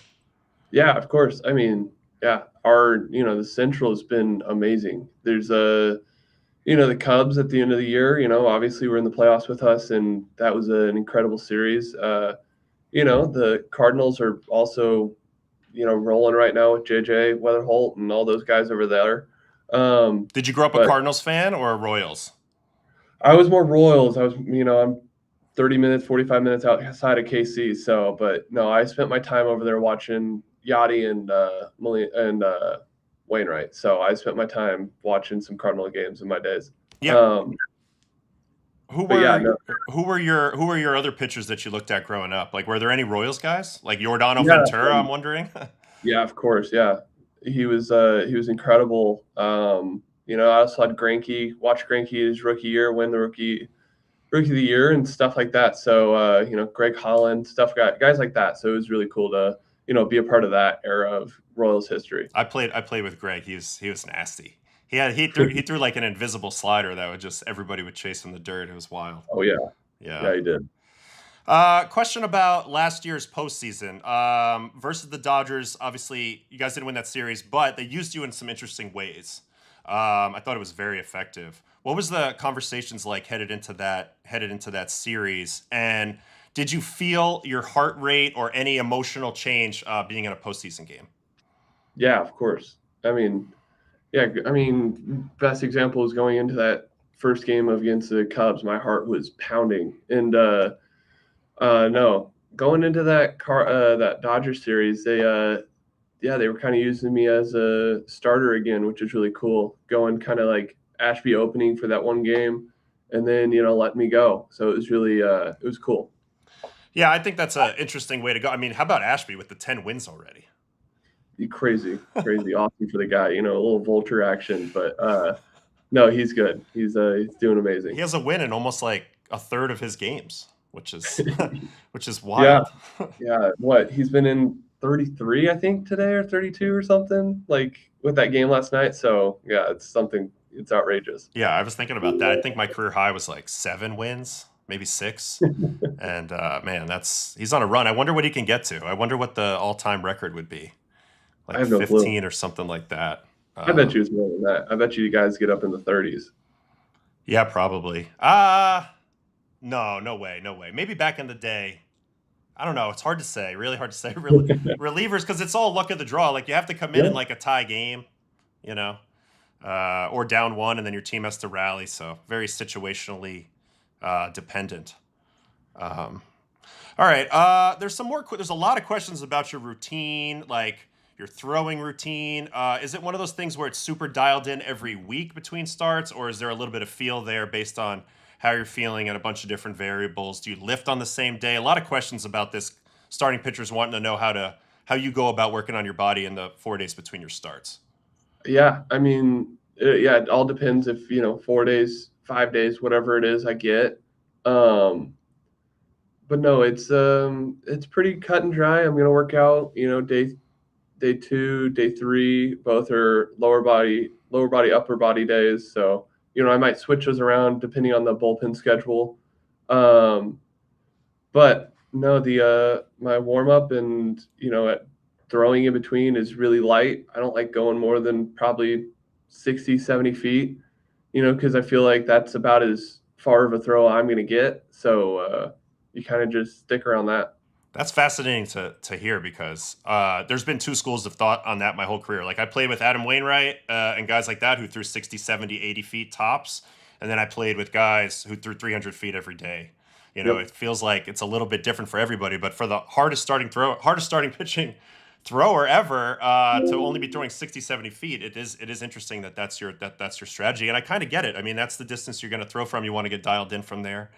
And you probably don't want to overdo it, which made me think a little bit about like off-season bullpens. There's a culture these days of everybody trying to measure everything all the time. When you throw your off-season pens and you're starting to build up into the season, do you care about your velocity? Is that something you even look at for a while? You're just out there trying to make pitches? I think I look at it maybe once or twice when I start getting going, so I don't ramp up too quickly. More to say. So it's more of like a gauge, like a restrictor. Yeah, exactly. So I mean, at most I'll have like a radar gun. I think that's about as far in depth I need to look. If my velo sticks around 90, and by the end getting closer to spring training, I'm up to 95, 98, somewhere in there, then I think I'm in a good spot. But so no, with like TrackMan, all that stuff, I don't need it. I think that's great. I think it's good to hear you say that because everybody's going to look at you and they're going to try to say, how can I do that? And they're going to chase that, and that's fine.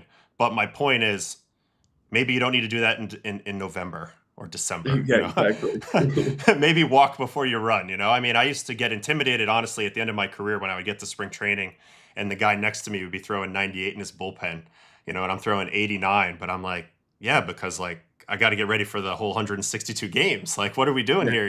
Exactly. But it seems like there's a big push for a lot of people to do that. It's good to hear you say that. It's interesting to hear you say that for sure. All right, a couple more quick ones, and then I'll get you out of here. Favorite stadium and road city to pitch in and go to so far? Ooh, really like Atlanta. Atlanta's really cool. We're going there next week. The stadium's awesome. Obviously, got to go there for the All-Star game and experience it that way. But the stadium, the bullpen's really nice. So I think I go with Atlanta. Yeah, Atlanta's pretty good. They have a great clubhouse. That's Yes. one of the best ones. And the home plate feels close there. It does. That wall back there makes it feel even closer. I know. Isn't that the best feeling when you're on the mound and it feels like you can reach out and hand it to the catcher? Like the Wrigley's also that way too, with that brick wall back there. Yeah, But you get some weird bounces off that brick. So yeah, that's the goal is to hear the catcher's mitt popping, not the brick breaking back there. Exactly. Do you like pitching in the warm weather like in Atlanta because it can get pretty hot? Yeah, I mean, from KC, that's what the summers were like. And we got up to 105, and it's humid as all could be. But no, I don't mind it at all. I'm good with both. Early April ball in Missouri it's not warm, so used to it. All right, yeah, see, I think that's a huge advantage. I'm from New York, like Northeast. I feel great in the cold. I can pitch in the hot, but the really hot Midwestern days, they used to drain me bad. And then I'd like be afraid to go out to the bullpen too early. But I think if you grow up in it, I think that's a baseball advantage. Maybe not so much in the winter, but then like you have a dome. So I'm thinking like, what would be better? Probably better to feel good in the heat, I would guess. Yeah, if I had to choose. All right, two more. Number one, what's an ideal off day look like for you? Oh, nice breakfast with the fiance. Playing with the dog a little bit. Not doing much. Maybe going to a card shop for a quick grab some packs and see what we can get, and a nice dinner that my fiance makes a mean gnocchi, so maybe she makes a little gnocchi in there. Ooh, a gnocchi. I like that. That's fantastic. You get some good cheese from Wisconsin to mix into that. Oh, yeah, you do. Yeah, definitely. Do you cook? Do you cook at all? I cook about chicken steak. That's about as in-depth cooking wise as I get. You know, she handles most of it. She's really good, so I'm lucky. Yeah, no doubt, no doubt. That sounds good. You mentioned you go to the card shops. I know that you're into collecting Pokemon and other stuff like that. Do you collect sports as well, baseball? Yeah, I love it. Yeah, it's really cool to send a card across the diamond to the other clubhouse and get guys to sign. So it's really neat. Do you have any of your like one of ones or anything like that? I don't have a ton of them. The coolest one I have is my printing plates for my first Bowman. So that's really cool. That's really cool. Yeah, I was able to scrounge a few of mine off eBay over the years because I was like, I should probably have these. But you got to get them before they're too expensive, you know. Exactly. So it can Or be you gotta tricky. wait till you're done, and then the price dies. And You know what's funny is I never did Pokemon or played Magic, but I used to play Star Wars cards back in the day. And somebody was telling me that they're pretty valuable, so I've been trying to find them. I've been like calling my mom up, like you got to get in the basement, you got to find these cards, because I know I have some like vintage like big time Star Wars cards. So now I'm curious to figure that out. there you go. All right, all right, we'll do one more. What would be your favorite pregame meal before a start? Ooh, okay, so I suck. I am awful at eating before a game. I can't really eat. I get, nervous in a way and, can't really keep stuff down when I finally get on the mound out there. Oh, okay. So for me, like the day of, like I'm eating a breakfast. I'm eating a pretty heavy breakfast, some eggs, some sausage, some hash browns, some stuff like that. So nothing too crazy, but pretty normal breakfast. Do, So do, that's you, my go-to. do you snack during the game? I'm trying to. I'm trying to get better, but it's not great. Yeah, I used to do bananas, like something that you can just throw down real quick, a little bit of nutritional value there. Um, Exactly. Yeah. yeah, no, I know. You know what's funny is I was sort of the opposite. Like I was nervous too, but I was always overwhelmingly nervous that I was going to be tired when I was in the game. So I always felt like I needed more food to like make sure I had energy. But I get that the nervous energy is real. Maybe that's how you can throw so hard right away as the game Yeah. starts. Might be. Which, like, a lot of people casually build into it. You don't tend to do that, so it's pretty amazing. All right, well, listen, man, it's been awesome to watch you pitch this year. I wish you nothing but the best the rest of the way, and the Brewers. Thank you so much for carving a little bit of time out for us. We appreciate it, and yeah, man, best of luck. Really nice to meet you.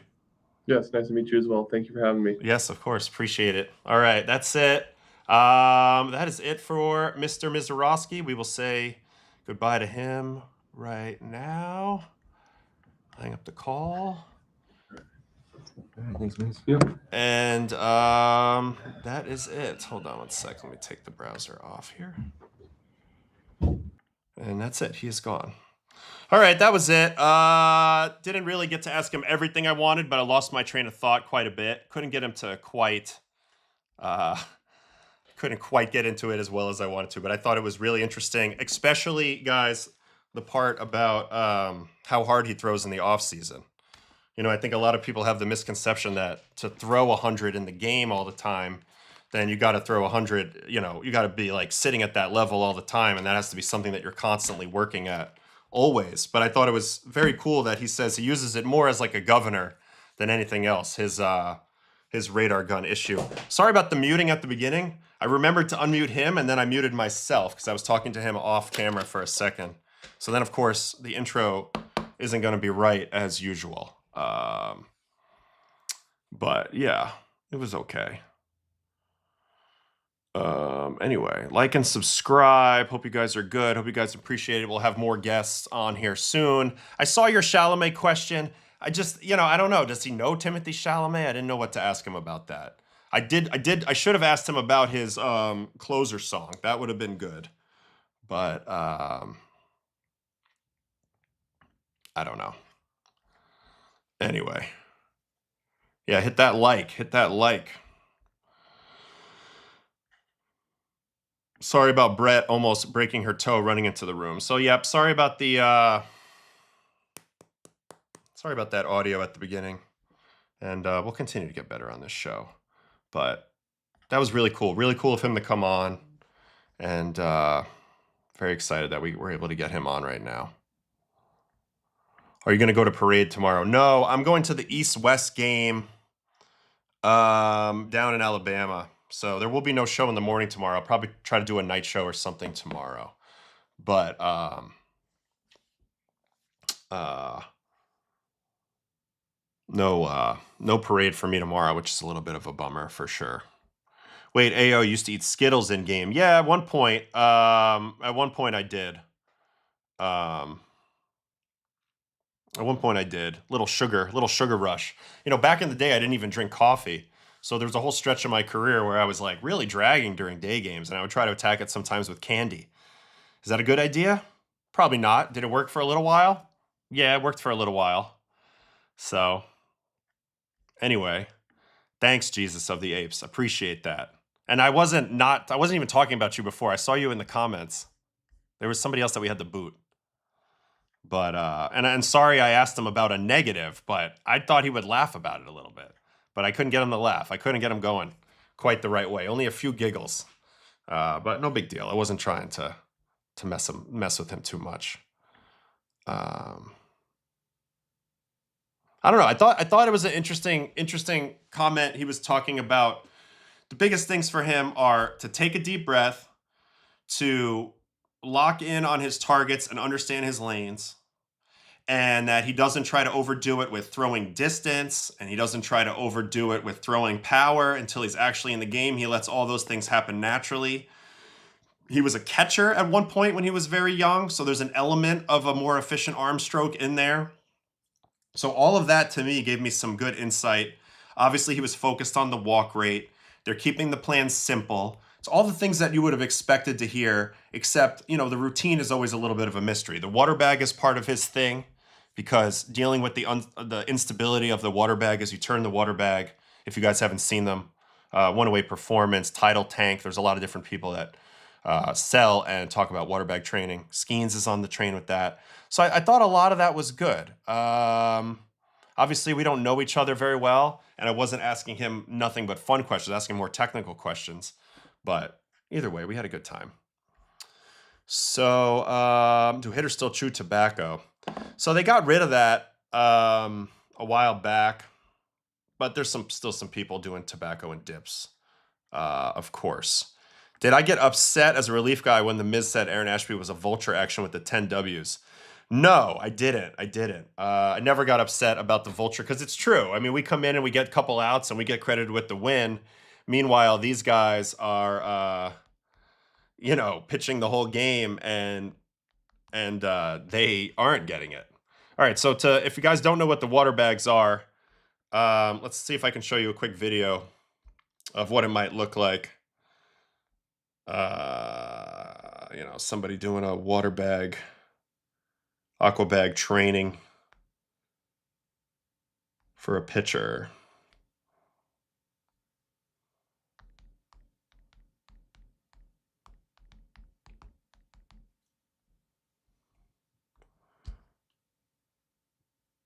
Facebook. We're on Facebook now. Oh, goodness.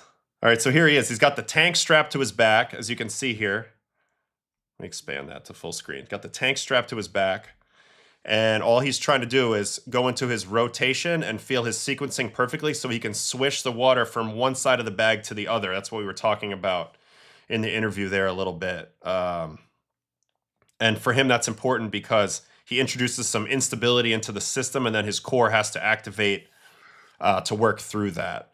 And then he feels like that allows him to be in the right pattern and the right level of priming for his body to then go out there and throw the baseball. So you see Skeens doing it, see Misiorowski doing it. This is a very modern approach that you see a lot of guys doing. So anyway, that's kind of what it does. Is number one, there's an audio feedback on it. So it's like you hear the water swishing. It goes swish, swish as you move it forward. And like I was talking about him with me, but because I threw crossbody, I would go to swish. There would always be like a delayed reaction.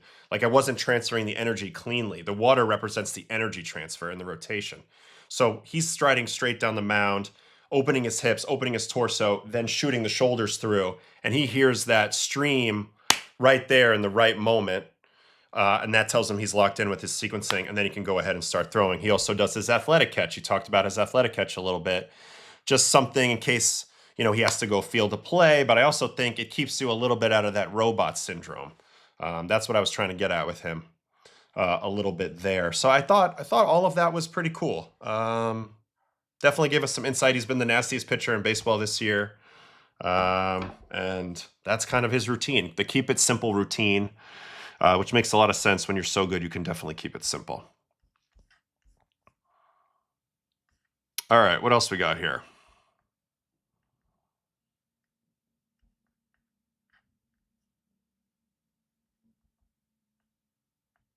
One away performance. They are so hard to set up. Yeah.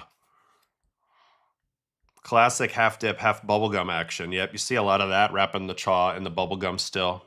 That stuff's all really there still, even though you don't want to. A big part of it is not giving it to kids, Try to get as many questions in as I could. I don't know. I give it a C. It was just a C on my end. I could have done better than that.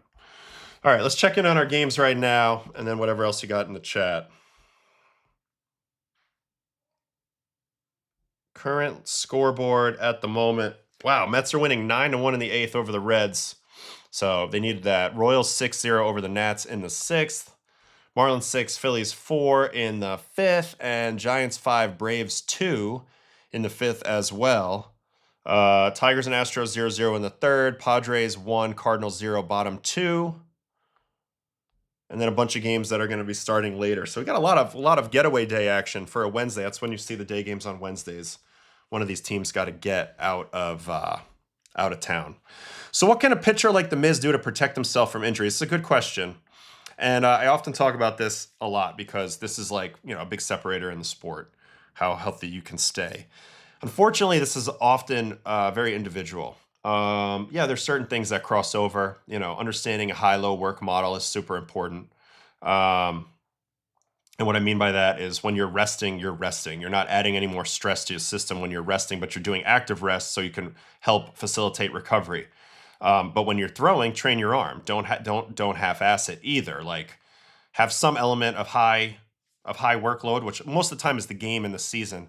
But in the off season, it's about constantly toggling between high, low, right? So that's one thing. Then understanding within your own body, what fails. Is it my knee? Is it my back? Is it my shoulder? Is it my elbow? And then from there, you can individually diagnose and figure out how to fix it, whether it's something that needs to be overhauled in your delivery or whether it's a different way to armor your body. Like I used to use a lot of isometrics, particularly late in my career, that helped with tendon health and tendon quality. So I'm big on building attributes like that through isometrics. There's also an element of plyometrics. But the bottom line is you have to prepare the body to be able to take on and receive and absorb the force that you're asking it to produce, right? So obviously a guy like Misiorowski's producing a ton of force and he's transferring it incredibly effectively up the chain.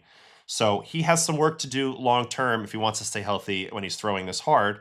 And I think he can do it. He's a very freaky, bendy, athletic guy. He's got a big base on him. There's no real reason why he can't. He just has to train the body to be able to accept it. So it's going to take a little while. Now, he does do a little bit of a hyper extending with the left leg a little bit at times when he slams that front leg in the ground. But again, you can train it to be okay. Verlander's done it for 20 plus years. So that's another thing. If you train them well enough, you can turn tendons into 11dons. That's funny. That's a funny comment. Are you a heat guy or an ice guy? So I was almost never an ice guy. I think icing, the science shows that it's slowing the healing process down. Now, I get if you have an acute injury or something and you need to get swelling out of the area, that can help you a little bit.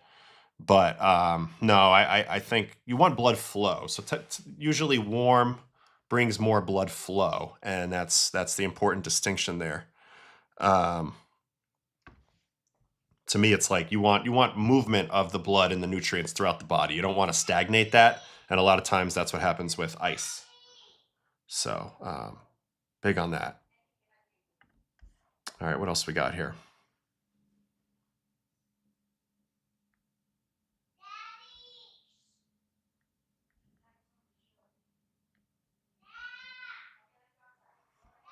I hear Archer talking to me. Archer, you talking to me, buddy? Come say hi, Arch.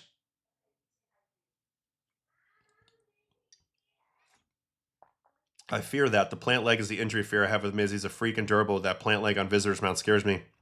He did talk about his lower leg stuff and that lead leg block stuff. He even mentioned it in the interview, and I think that means he's on it. So they're gonna do isometrics with that knee, make sure that patella tendon stays healthy, stays strong, so it can handle that amount of force. His quads are going to be incredibly important. That VMO in there. So yeah, I mean, it's important that he's got the tree trunk legs. When we watch Miz pitch, you know, he's a freak in a lot of ways. But you know, to me, like one of the biggest things is that lower body, and I know he's trained that. I guarantee he didn't grow up with that. I was watching some pitches from him in the minor leagues recently, and I noticed that the legs have gotten bigger and bigger as time goes on. So that's that move right there we're talking about. Huge hyperextension. But again, if you get really strong in the quad,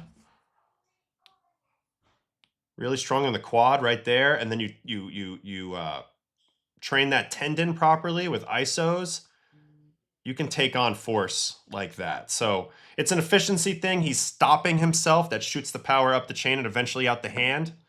But yeah, you look at that and you say, man, that can't feel good on a knee joint. But I do think that you can train it to produce more protection there.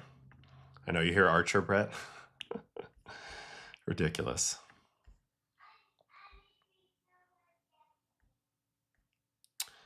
Do players use Michael Jackson type hyperbaric chambers? Yes, some players have them. I've heard of people building them into their bedroom where they can pressurize their entire bedroom while they sleep. I know in Colorado, a couple guys had hyperbarics that they would go take naps in. Tulowitzki, etc., some others. A lot of guys are big on the hyperbaric, just getting more oxygen into the blood there. Do you think hold on. Yeah, Trout's a big hyperbaric chamber guy. I think he also uses that Immortal system. Do you think Miz windup and delivery could be taught to other pitchers, or is it one-off? I think it can be taught, but his body is freaky. So they won't, no matter what you do, you're probably not going to be him. But I think he's got a simple delivery. All he really does is lift the leg. He's got a very long stride due to his levers, and then it's a really efficient lead leg block. Granted, I wouldn't have done it that aggressively, but it works for him. Ayo, can you review Baldwin's 473 home run? I didn't know Drake Baldwin was back. Drake Baldwin's back? That's good to know. So he played yesterday, huh?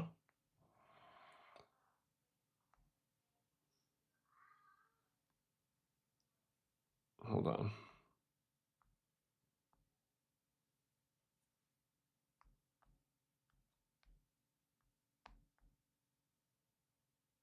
This is today's game. We want yesterday's game. That's so weird. All right, well, whatever. They were playing the Giants, so we know that. All right, Giants, Braves.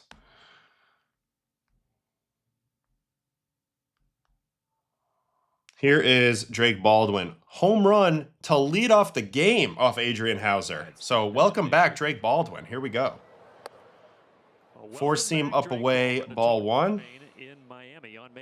This guy, you know, we've been talking a lot about the catchers who've been killing it. Dingler, Langoliers, Will Smith, Hunter Goodman. I mean, there's a whole list. But this guy was killing it the most of anyone before he got hurt. So this is a big, big deal that he came back, and he's immediately in a 3-0 count here. I don't know, it looks like a very soggy night in Atlanta. Sees the 3-0 sinker taken all the way, and then he's going to blast the 3-1 sinker. Dead center. Did that get on top of that?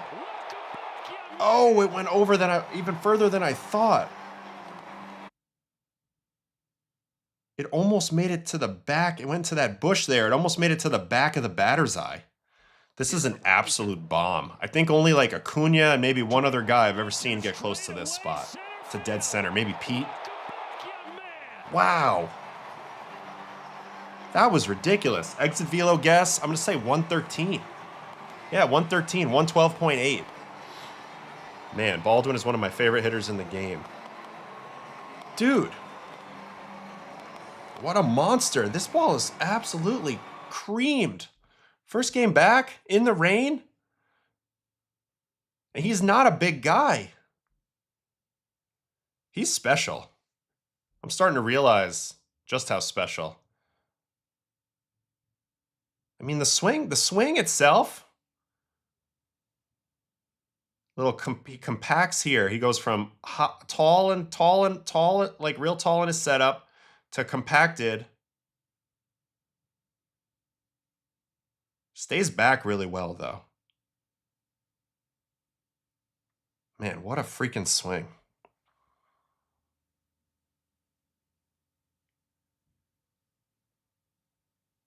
Damn. I don't know. I'm a little flabbergasted by his level of swing. Also from the front angle, he's got a little bit of that scissor. Not really, not as much of a kickback as I thought. But I felt like he's done so good at driving the ball to center, left center at times this year that it just feels like his energy is always over the plate and he stays through the ball better than a lot of lefties. Anyway, that was nasty. That was ridiculous. Holy cow. So welcome back, Drake Baldwin.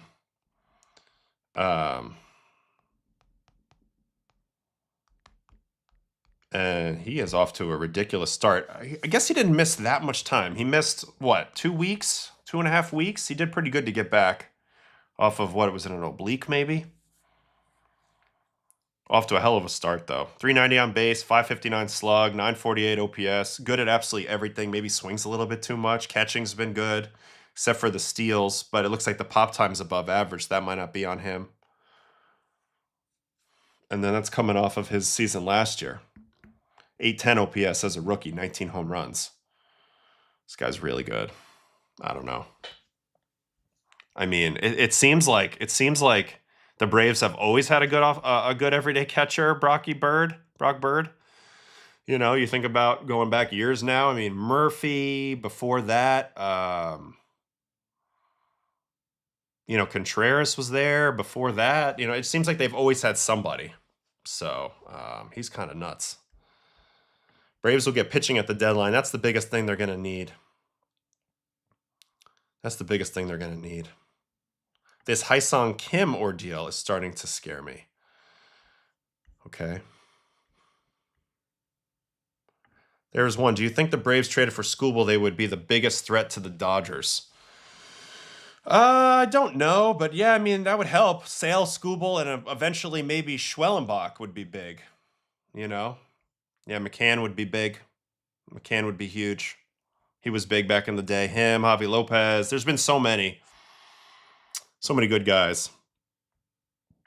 And they had Langoliers before the trade for Olsen. But they've never had a problem with catchers, and Drake Baldwin continues to demonstrate that.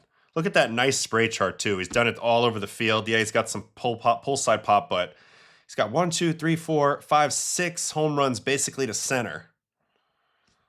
He'd be a tough guy to face. Not down on Murph, even with the injuries, but this kid's bat is unreal. Yeah. Would Miami trade Sandy? I'm pretty sure yes. Don't know for what or to whom yet, but I think he'll be on the market. I have a feeling.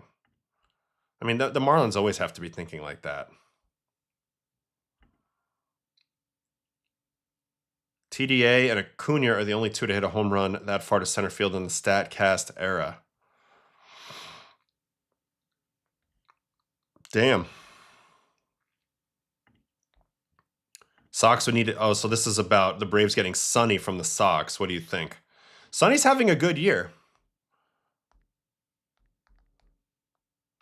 Here's Sonny right now, sitting at 12 starts with a 303, 8-1, 62 and a third, 1.20 whip. I'm sure the projections on him aren't as high, but he's been doing a really good job.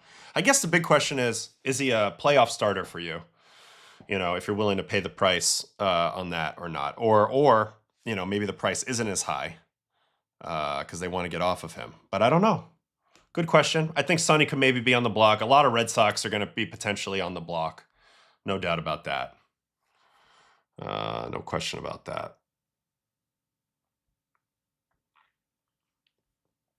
All right. Time to go. Let's do probables. We'll hit the scoreboard right now, the live scoreboard. I'll tell you the probables for the rest of the day, and then I'll see you guys later. Thanks for everybody being in the chat today.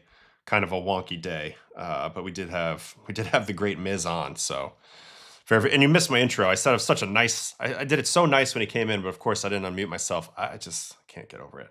All right, 9-1 Mets in the ninth. They're going to win that one. Marlins 10-4 over the Phillies in the sixth. They've opened that one up. Stowers has 2 homers. Giants 5, Braves 2. Home run from Drake Baldwin. That was today, I guess.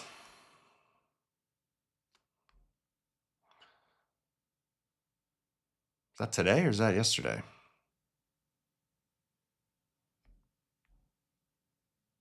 Oh, that's today. Holy shit. Okay. Tigers 0, Astros 1 in the fourth. Padres 1, Cardinals 0 in the third. And then here are our probables for the rest of the day. So it was McLean and Lodolo today. Avila, Littell, Alcantara, Painter, Hauser, Holmes. We know about that. Mize, Lambert, Rodriguez, Leahy. That's a bullpen day for the Padres. All right, here's the ones that haven't started yet. This one kicks off in 10 minutes. This is a great matchup. Shane McClanahan of the Rays and Shohei Ohtani of the Dodgers. This was a 1-0 game yesterday. So, it was a suspended game. That's what happened. That's why I was so confused. Thank you for that. Thank you for that. All right, so Shohei on the mound. If he wants to be in this Cy Young race with Miz and the others, he got to keep going with that low ERA. Aldegari and Erod, Angels and Diamondbacks. Blue Jays, Red Sox, Scherzer, Bennett. Scherzer's second start back off the IL. Let's see. White Sox, Yankees, Anthony K, Carlos Rodon. Giants, Braves in the second game tonight.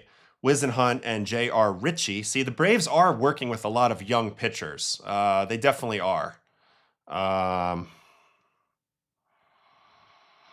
do think they need to upgrade the starters.